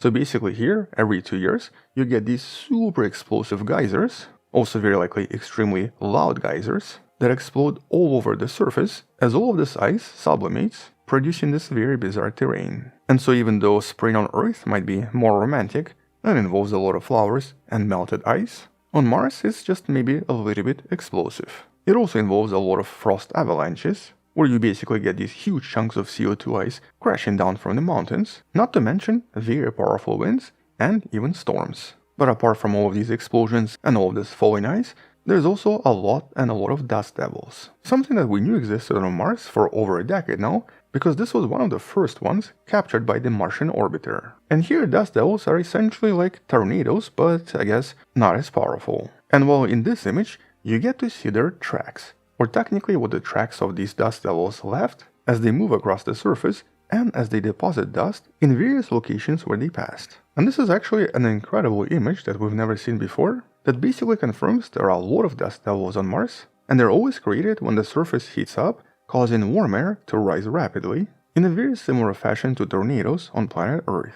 And just like tornadoes, they can last for hours, travel for tens of kilometers, leaving a certain mark on the surface that in this case resembles various dust trails. And though this is unlikely to be dangerous to astronauts, it will definitely affect solar panels, and depending on the speed of the particles, may cause abrasion of some of the more sensitive electronics. So definitely a really cool picture, and something we'll be hearing more about in some of the future studies. But at the same time, all of these changes on the surface, and specifically the warming up of the surface, is now most likely going to result in a famous Martian storm. And that's because in one of the recent studies, researchers investigated the surface changes and the onset of dust storms, correlating the amount of solar radiation, especially in certain locations on Mars, with predictions for the appearance of the enormous storms on Mars. With a separate study that used several observations from the Mars Global Surveyor that involved approximately 10 years of observations, researchers discovered that Mars tends to absorb energy slightly different depending on its hemispheres. So basically here, the Martian northern hemisphere tends to absorb and re-emit heat differently from the southern hemisphere. We're actually going to discuss why these hemispheres are so different in a separate video that's coming out really soon, so do subscribe if you'd like to find out more. But essentially here the discovery was that there's a different excess of energy in the northern hemisphere compared to the southern hemisphere, with all of this excess very likely causing the beginning of the storms. And that's compared to planet Earth, where things are more or less equal and the energy manages to balance out year after year. But on Mars, the energy surplus very likely triggers a lot of these global dust storms, and very likely as a result of the southern hemisphere warming up. It essentially causes a lot of dust particles to suddenly start kicking up the storms, as all of this extra energy has to go somewhere. And because these storms become so massive, they essentially cover Mars from the sun, which then reduces the solar radiation and eventually cools Mars down. And so just to summarize this, these storms seem to result from seasonal imbalances due to major differences in the northern hemisphere compared to the southern hemisphere. With all of the calculations and all of the details available in the study right here by Larry Guan. But all of these studies and all of these observations once again show us that Mars is just very, very different. And though there are some similarities to planet Earth, there are still a lot of differences even when it comes to erosion. Which is why we actually do find bizarre shapes like this, phenomena like this, or any of those other strange rocks discovered previously that we discussed in many videos before. But at least for now, that's basically all I wanted to mention. No aliens, no pyramids, just a lot of weather changes and a lot of erosion. And actually some conditions that are maybe a little bit too extreme. I mean, honestly, I would not want to be around when these geysers start on Mars. Hello info person, this is Anton, and today we're going to discuss some of the major updates from planet Mars, because it's been a while since we've talked about the mysterious red planet. And we actually do have quite a lot to cover, because we have the geological discoveries, the discoveries in regards to its atmosphere, and even the discoveries in regards to Martian water. But as in previous Martian videos, let's start with a picture of a rock, mostly because Mars has a lot of different cool rocks. And so here we have an unusual picture of a bizarre striped rock, with the internet now calling this the zebra rock. But the scientists decided to give it a name, Freya Castle. And the reason this rock stands out is really because it's just so different from everything else inside Jezero crater, where NASA's Perseverance mission is currently exploring. And so the explanation researchers have right now is that this rock most likely rolled away from somewhere else and just ended up in this location. But where exactly it's from, and what exactly it contains is of course currently unknown. But this is not the only feature that was somewhat unusual discovered on the Martian surface. As a matter of fact, a couple of decades ago, completely by accident, researchers discovered this web-like rock formations captured by the Mars Reconnaissance Orbiter in 2006. And these rocks seem to span for many miles, but also potentially hold a secret to the missing water on Mars. And that's because these unusual spider webs are officially known as the boxwork. And we do have very similar structures here on Earth. Here's an example from the Wind Cave National Park in South Dakota. And it just so happens that NASA's Curiosity, the rover that's been on Mars for basically a decade now, is going to be exploring this region really soon. It's actually about to enter this region, which means that it's going to start exploring all of these rocks, potentially revealing secrets of where exactly Martian water went. And that's because boxwork deposits, at least on Earth, usually form when water reaching calcites fills various gaps between rocks and then hardens before eventually eroding away. And so since on Earth we know this requires water and calcium, maybe something similar happened on Mars as well. And so chances for some incredible discoveries in the next few months is actually really high. And that's on top of previous discoveries we've discussed in one of the videos in the description, where the same rover accidentally discovered incredible deposits of sulfur and even signs of ancient waves. So basically we know that these regions seem to represent locations of ancient water deposits. Speaking of water, we actually have some really intriguing discoveries coming out of asteroids as well. Or specifically meteorites that eventually landed on planet Earth and were recovered in the last few decades. And here's one that's really intriguing. Lafayette meteorite. This was actually discovered completely by accident at Purdue University back in the 1930s, and nobody had any idea where it came from, although there are some stories of someone recovering this while fishing a decade prior. And while in the recent study that you can find in the description, scientists focused on a particular mineral referred to as edensite that's usually present when certain minerals are affected by water. And well, it turns out, these types of edensites seem to have formed approximately 740 million years ago. Which is super surprising because it essentially suggests that somewhere on Mars there must have been some liquid water 740 million years ago, or billions of years after we thought water disappeared. And because these minerals have to have liquid water in order to form, this could not have been just a result of some kind of a melting event, where the water evaporated very quickly. Here, the water had to exist for at least some time in order to transform these minerals. And so here, the only explanation we have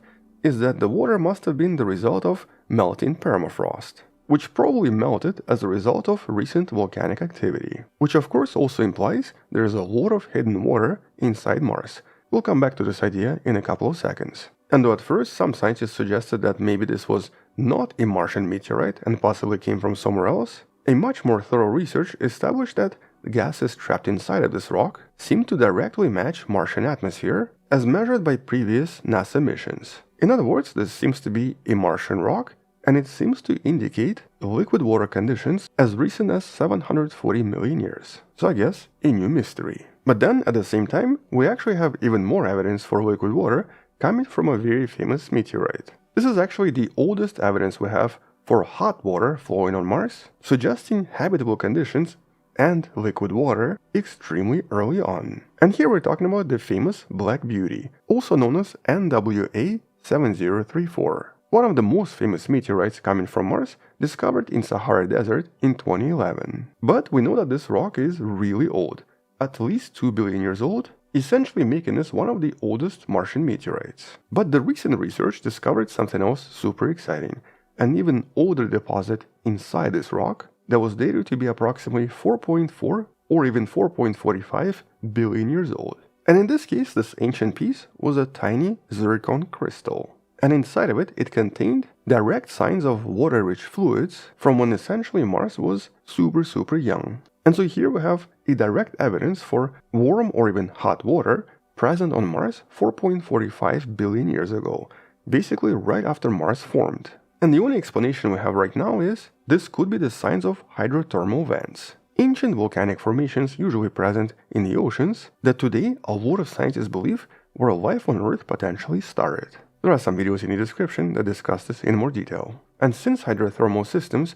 usually contain ingredients for habitable environments, this is a really exciting discovery suggesting that early on, Mars had a lot of chance to potentially start life. And because here they also discovered a lot of different elements like aluminium, sodium and iron, all present inside the zircon crystal, it implies active chemical reactions taking place in hot water conditions. Very similar conditions to what happened on early Earth. But the reason this is exciting is because it implies water existed here much earlier than we thought, possibly several 100 million years earlier, basically giving any potential life a really high chance to form on Mars. But then we have another study that actually studied something that happened a few 100 million years after, specifically about 3.6 billion years ago. Now at this point, Mars already looked quite different, but it was actually still covered in sheets of water ice, with the surface potentially resembling something like this. And so here, in a recent study, Peter Buller explores a mechanism which could have allowed liquid water to exist much longer. And so 3.6 billion years ago, or almost a billion years after Mars formed,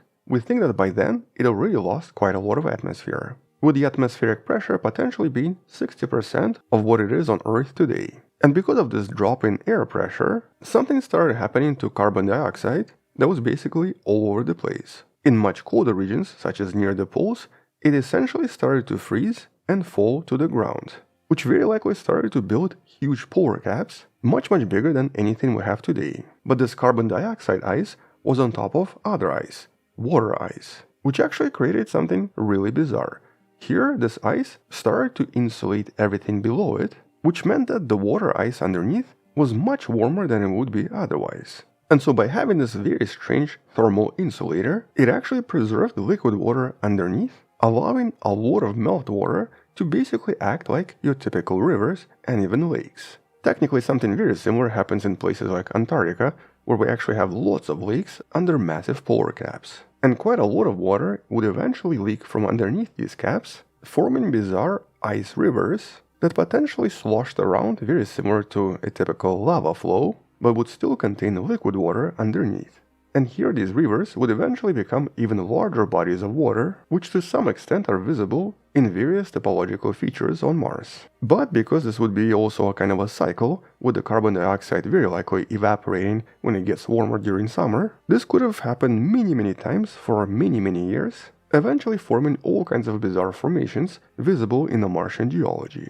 And there's even geological evidence for this when comparing this to what happens on Earth. In this image, you actually see two different places. A Martian valley, possibly created in this way on top, and a region in Canada known as Devon Island, visible on the bottom. And here, both of these regions were potentially formed by these icy rivers. Devon Island is actually a really intriguing location that NASA often uses to study Mars, mostly because a lot of terrain resembles Martian terrain. And so if this study is correct, it means that for many millions of years, Mars potentially had conditions extremely similar to what we have in North Canada. Basically, a lot of icy, sloshy rivers that would very likely change every season. But the next question here is, okay, so what happened to all of this water then? Did it just evaporate and escape into outer space? Or is it all stuck inside Mars? And the thing is, there's now a lot of evidence that it's actually still on Mars, but basically inside Mars. And this was recently discovered by studying acoustic waves collected by NASA's InSight mission that was able to study Martian density and Martian composition by listening to different Marsquakes. And interestingly, in some of these discoveries, they actually found similarities to what we have on Earth in locations containing oil fields or underground aquifers. Or just to rephrase this, the seismic signs coming from Mars resembled very similar signatures to what we usually see on Earth when there's basically liquid underneath. Now, if it's actually oil, I'm sure oil companies are going to jump on this right away and probably be on Mars in the next 2 years or so, but it's probably water. And it seems to be inside igneous rock, such as granite, whose cracks are most likely filled with water at a depth of 11 to maybe 20 kilometers.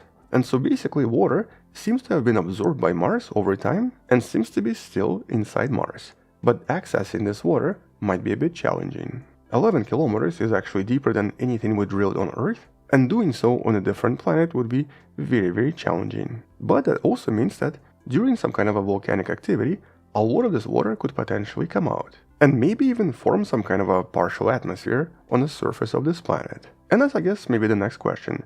So what happened to its atmosphere? And specifically the CO2 atmosphere that should not be escaping Mars that easily. Now, previous studies obviously established that there was a lot of CO2 before, but it disappeared somewhere. As a matter of fact, it seems to have disappeared approximately 3.5 billion years ago during a major transition on the Martian surface. And here the hint is from some of the deposits discovered on the surface. For example, we know that Mars, just like certain locations on Earth, contains a lot of minerals rich in smectites, a mineral mixture that can easily absorb a lot of different stuff. And so in one of the recent studies you can find in the description, researchers basically proposed that it's extremely likely that most, if not all, of Martian CO2 is basically trapped in a lot of different clays and a lot of different minerals underneath Martian surface. And specifically, most of this carbon dioxide was first absorbed and then converted into methane in many of these clays all over the surface of Mars. And that's of course based on our experience on Earth. The clays on Earth do exactly the same. And so by assessing the amount of clay present on the Martian surface, and by then figuring out how much gas it can store in total, they discovered that it can hold up to about 1.7 bars of atmosphere, which is most likely more than Mars ever had.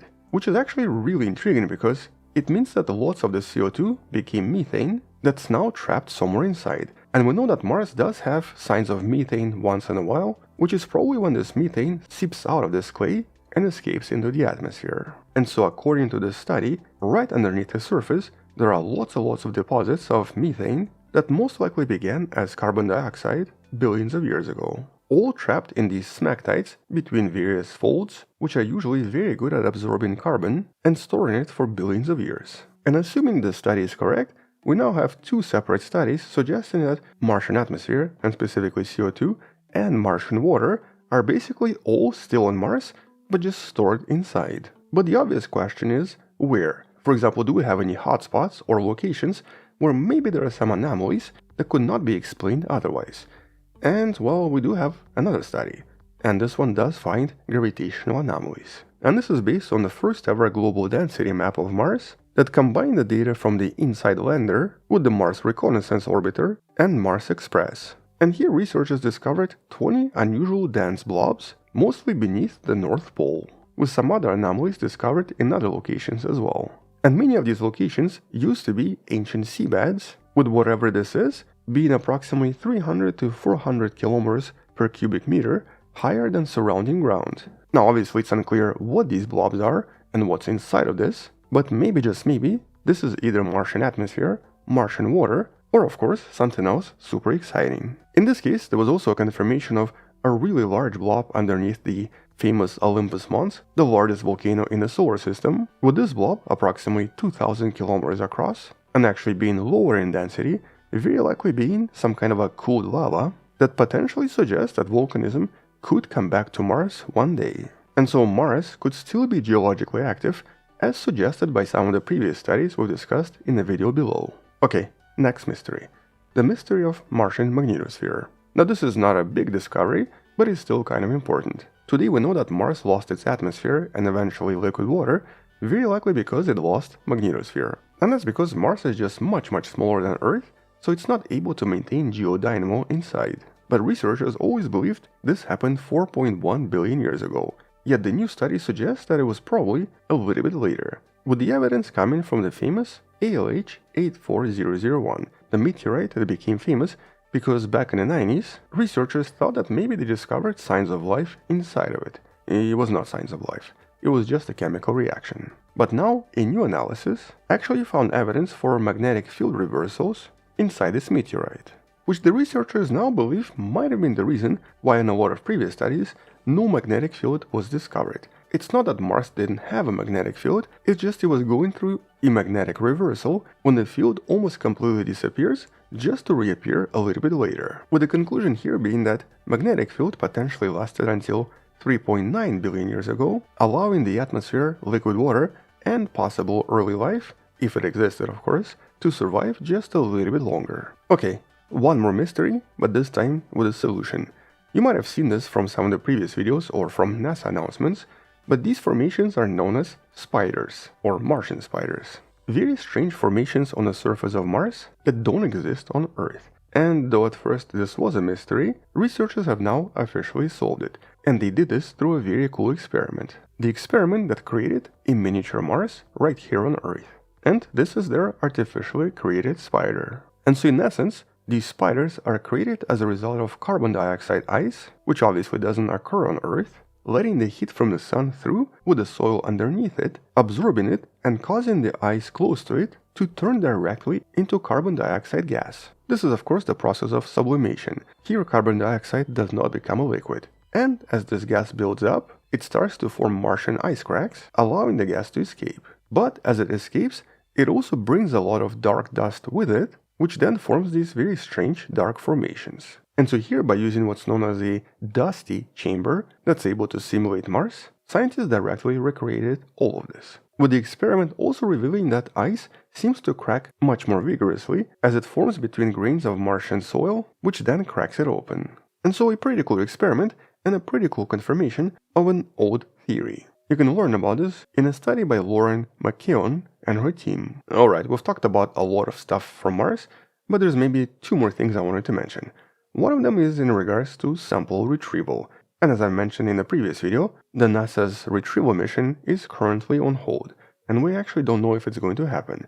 However, China basically said, hold my beer, I might come here first, and I might able to bring even more samples than NASA was planning. And so very recently, Chinese Space Agency announced that for its Tianwen-3 science mission, they were going to collect samples and bring them back to Earth from one of 86 potential landing sites. And because here they're planning to launch this in 2028, this mission would happen much quicker than NASA's mission. Unless of course NASA decides to put some money into this and continues with the mission as planned. And so for all we know, China might actually be the first to bring actual samples from Mars. But I guess we'll find out in a few years. And then we also had some really cool images of what the scientists refer to as the Cloud Atlas of Mars. And that's because there are a lot of different cloud varieties produced in the Martian atmosphere. Now this one here we've discussed in one of the videos in the description, but this looks really beautiful.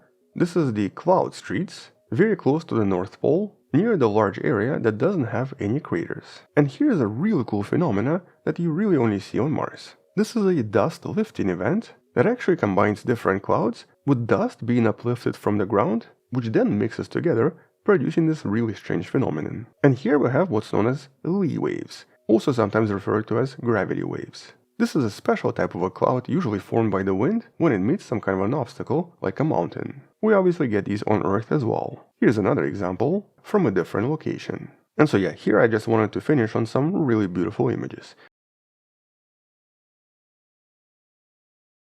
Hello InfoPerson, this is Anton, and today we're going to discuss some of the recent updates from the famous Ingenuity mission on Mars. Or basically the mission involving the helicopter. The helicopter that, as you probably know, almost exactly a year ago, finally stopped working. And though we've discussed this approximately a year ago in the video in the description, up until relatively recently, or actually up until just a few days ago, it was not entirely clear what exactly happened to it and why its blades seemed to have broken. Because the only thing we knew for sure is that the blades were broken and it was unable to fly anymore.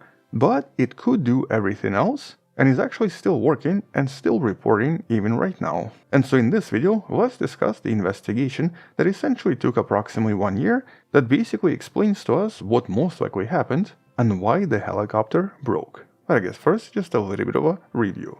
Here's actually one of the first prototypes for this helicopter from back in 2016. And compared to the real thing, it looked somewhat similar, especially in the design of its blades. And that's because in this case, the blades were designed to perform in extremely stressful conditions and were designed to spin very fast. But technically this has always been just a prototype and essentially just a test mission.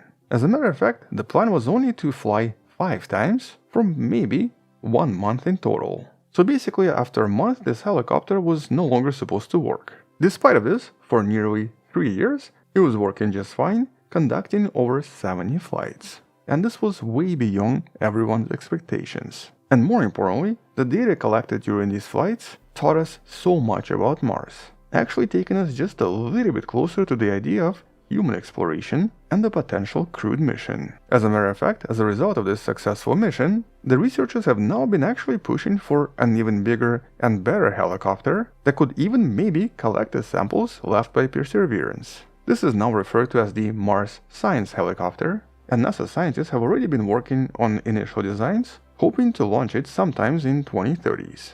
But in order for that second mission to be successful, obviously engineers have to understand exactly what happened to the blades of Ingenuity and why they broke. Here's of course that famous last picture taken by the Perseverance, essentially showing us a broken helicopter. But I guess more specifically, showing us that one of its blades was at least 15 meters away, suggesting a dramatic snapping. And so it took approximately 1 year and a lot of analysis to come up with several potential scenarios, with the official NASA investigation now available in one of the links in the description. Here's actually one of the first videos released after the blades broke that basically used the shadows of the helicopter to confirm that the blades were broken. And not just one blade, but all of them, which was a very important first hint. And so despite having multiple scenarios of what potentially happened, now the engineers settled on only one specific explanation. And so here's how this goes. Prior to the last flight, or prior to the 72nd flight, the last flight did not go as planned. The 71st flight was terminated early, and it was not entirely clear what actually went wrong. And so as a result, the 72nd flight was supposed to be a basic test in order to see if the helicopter was still functioning. And initially, all of the data indicated a successful climb and optimal performance during the first few seconds. This flight was supposed to last for just 30 seconds, so at first everything was going fine. But at some point, the helicopter lost communication with the Perseverance rover, which was most likely due to the loss of line of sight. Here the helicopter was basically landing somewhere behind the hill, and the hill was blocking radio communication. And so for approximately 2 days, there was absolutely no data transmission. But during the post-flight assessment, some of the initial images basically showed us that the blades were broken. This is actually that first image that we received sometimes around January 21st. And so by January 25th, within just 5 days, Bill Nelson announced the end of the mission. And interestingly, the location where the helicopter now rests is now known as Valinor Hills, a sneaky reference to Tolkien's Lord of the Rings and the final residence of all the immortals. But in order to break these blades, something extreme must have happened during those last few seconds. And that's because, as I mentioned previously, these blades were designed to not break even under extreme conditions. And that meant that during those last few seconds, something caused these blades to perform way beyond their stress limit. And so based on the telemetry analysis, NASA engineers now think they know exactly what caused it. And that's because, in order to navigate effectively, this helicopter was equipped with a very specific downward-facing camera that would take 30 pictures every second, and then use machine learning to compare what the camera sees with the predicted location in order to adjust its position. If something doesn't add up, the internal guidance inside the helicopter would adjust things accordingly. So for example, things like position, velocity, and altitude would instantly be corrected. But in order to navigate successfully, this camera always required some kind of a surface feature, such as for example various pebbles, in order to detect where it was going and how fast it was flying. However, during that 70-second flight, it just so happens that it was in a location where there was basically almost no features. It was a very sandy region inside the Jezero crater that, as the image from the helicopter shows, was just a little bit too empty and thus was difficult to analyze. And this has been a problem for the helicopter even as far back as May 2021. There was actually a major flight anomaly during this time when the Ingenuity was unable to calculate its speed directly and almost crashed. And following this, NASA engineers had to adjust some of the algorithms in order to calculate velocity in a different way. This time though, based on telemetry analysis, it looked like there was actually no surface features to track, and so Ingenuity could not determine how fast it was descending or even determine its altitude. And as a result of this, when it landed, it hit the ground way too fast, very likely bouncing in the process, which then, according to NASA, caused it to pitch and roll, which triggered automatic response. And in this case, the response was a dramatic increase in the blade rotation. All 4 of the rotors suddenly started spinning really fast, much faster than their limit, and that very likely snapped them at their weakest point, which is roughly around 2/3 of the way. And because in this case all 4 of the blades were broken and all of them snapped at the same location, it implied that all of this was the result of extremely fast spin. So basically the blades didn't actually hit anything, but just cracked as a result of centrifugal forces. But because they all snapped at slightly different points, now the helicopter also started to vibrate, with this powerful vibration causing one of the blades to separate, eventually landing 15 meters away. At the same time, all of this very likely overloaded electronics in the helicopter, which caused communication to drop and the entire helicopter to very likely shut down. But eventually everything came back to power, it could no longer fly. And so even right now, the instruments are still operational, we still receive a lot of data from the helicopter, but its main function now is essentially just being a weather machine. It reports on the dust and weather conditions, and once in a while sends us a picture of what's underneath. It's actually already sent data over 50 times since the original damage, and it's been sending data pretty much every single week. Which means that this helicopter is now 4 years old. Although technically calling this a helicopter now is maybe a bit of a misnomer. Nevertheless, considering that this was a super cheap device and was made out of parts usually used in smartphones, it basically confirms that we don't even need anything that's super hardened in order to work in harsh Martian conditions. But I guess what's even more impressive is that we now officially have our first technical report on a crash of a vehicle from another world. Something that now is definitely going to be used for a lot of future designs. And that future design is now technically known as Mars Chopper, a concept that's now based entirely on the success of Ingenuity, and that's most likely going to be at least 20 times heavier, and is also going to be able to pick up things and even carry several kilograms of equipment in order to autonomously explore Mars without the need for any rover. It might be able to travel 3 kilometers every single day, and might actually cover hundreds of kilometers on Mars, reaching places and locations we could never dream of. Or at least that's the plan for now. If this mission happens, it's most likely going to be in at least 6 years from now, and maybe even just a little bit longer. And that's because right now, a lot of future Martian missions seem to be kind of on hold, mostly due to the budget limitations, and mostly because the priority is still basically the recovery of the samples left on the surface by Perseverance. Hello InfoPerson, this is Anton, and welcome back to Mars. I mean, hypothetically speaking. And that's because today we're going to be discussing some of the most fascinating discoveries from the Red Planet, focusing on certain studies that were a little bit surprising, and a few more discoveries that were completely unexpected. And though in previous videos we mostly focused on the surface of Mars, exploring its endless deserts and its ancient riverbeds, with the main focus of course being the discovery of some kind of a sign of life. Today we're going to focus on some of the most profound secrets of the red planet that seem to be hidden deep within its core. And so we're going to be diving beneath the surface of Mars, exploring strange structures unearthed by one of the probes working on Mars a few years back, but also compare them to something extremely similar we know exists inside Earth, and something that has previously been associated with some kind of an ancient planet. And so in this video we're not just discussing Mars, we're going to try to understand how planets are built and how they evolve. But as always, like in previous videos on Mars, we're going to begin with rocks, and actually strange rocks. And I think this one was probably the strangest from the last few months. This was discovered by Curiosity, and it seems to resemble some kind of a coral-like formation. Although, just so that we're clear, this is definitely not coral, because we kind of know how this was formed, and it's unlikely to have involved life. But essentially here you're seeing something that's just a few centimeters across, and is a direct testament that once upon a time, Mars was wet and contained water. Here, water seeps through cracks, depositing various minerals that eventually hardened. But then, billions of years later, as this rock was exposed to the current Martian conditions, wind and sandblasting eventually eroded some of the softer surroundings, leaving behind these very intricate formations. And so this discovery highlights repetitive natural patterns across different environments that exist on Mars and of course exist on our own planet as well. And the thing is, Mars' Gale crater, where the Curiosity rover is currently exploring, is known to contain a lot of such unique formations, shaped by ancient water and billions of years of wind erosion, and you can learn more about some of the previous discoveries in some of the videos in the description. Some of them actually even resemble flowers or even bones. But scientists are pretty certain they're neither flowers nor bones. They're just rocks. Kinda like this little guy. And this one was captured by Perseverance. It's now referred to as the Helmet Rock. Mostly because I guess it kind of resembles some kind of a conquistador helmet. But for scientists it's not really exciting because of the shape.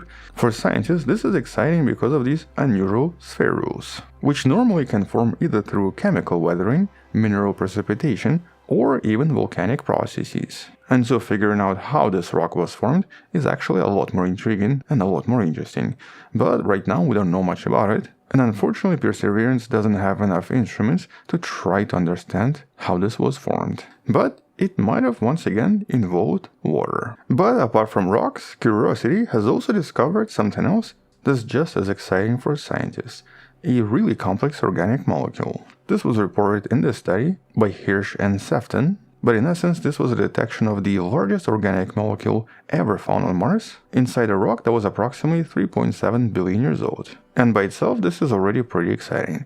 But we don't really know where this molecule came from and how exactly it formed. We just know that it contains a long chain of carbon, hydrogen, and oxygen, possibly similar to decane and dodecane, but could also be some kind of a fragment of a fatty acid, which is of course a key component for biological substances. And though this could be signs of past life, it could also have formed through non-biological geological processes, and so this is not signs of life. We just know that based on a lot of different studies, there seem to be quite a lot of these complex molecules on the surface of Mars, so the chance for life is still pretty high. And in terms of possibility of life, there's actually been another really exciting study that has discovered something super cool. Now obviously for life on Earth, we know that liquid water is absolutely essential.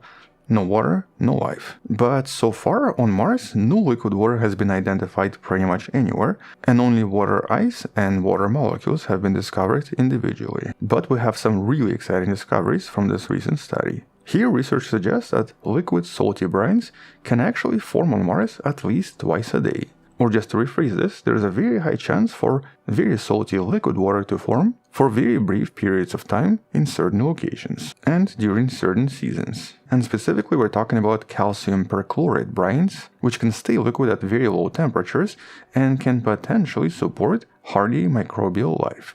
Or at least they do so on our own planet, because we have very similar salty water here, and microbial life usually exists inside, even thriving in certain conditions. And so based on this recent study, and by using older data from the Viking 2 lander, here scientists demonstrated that brines could form for maybe about 30 Martian days at the end of the Martian winter as frost sublimates. In other words, there's a chance for liquid water to maybe exist sometimes. And so small amounts of liquid brine could be generated by the seasonal recurring frost. With this study also redefining our understanding of these transient liquids, emphasizing that in certain conditions, interaction between the frost and the salt, in theory, could allow liquids to form. And so when it comes to this proposition, I'm actually kind of curious to see what other studies are able to discover. But then we also have a discovery that's maybe a little bit more lightweight.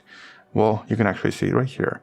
Apparently, a lot of Martian dust and a lot of Martian dirt is way more fluffy than what we find on Earth, and so generally a lot of wheels here get stuck much more frequently. In other words, for future missions, engineers are going to have to take this into consideration.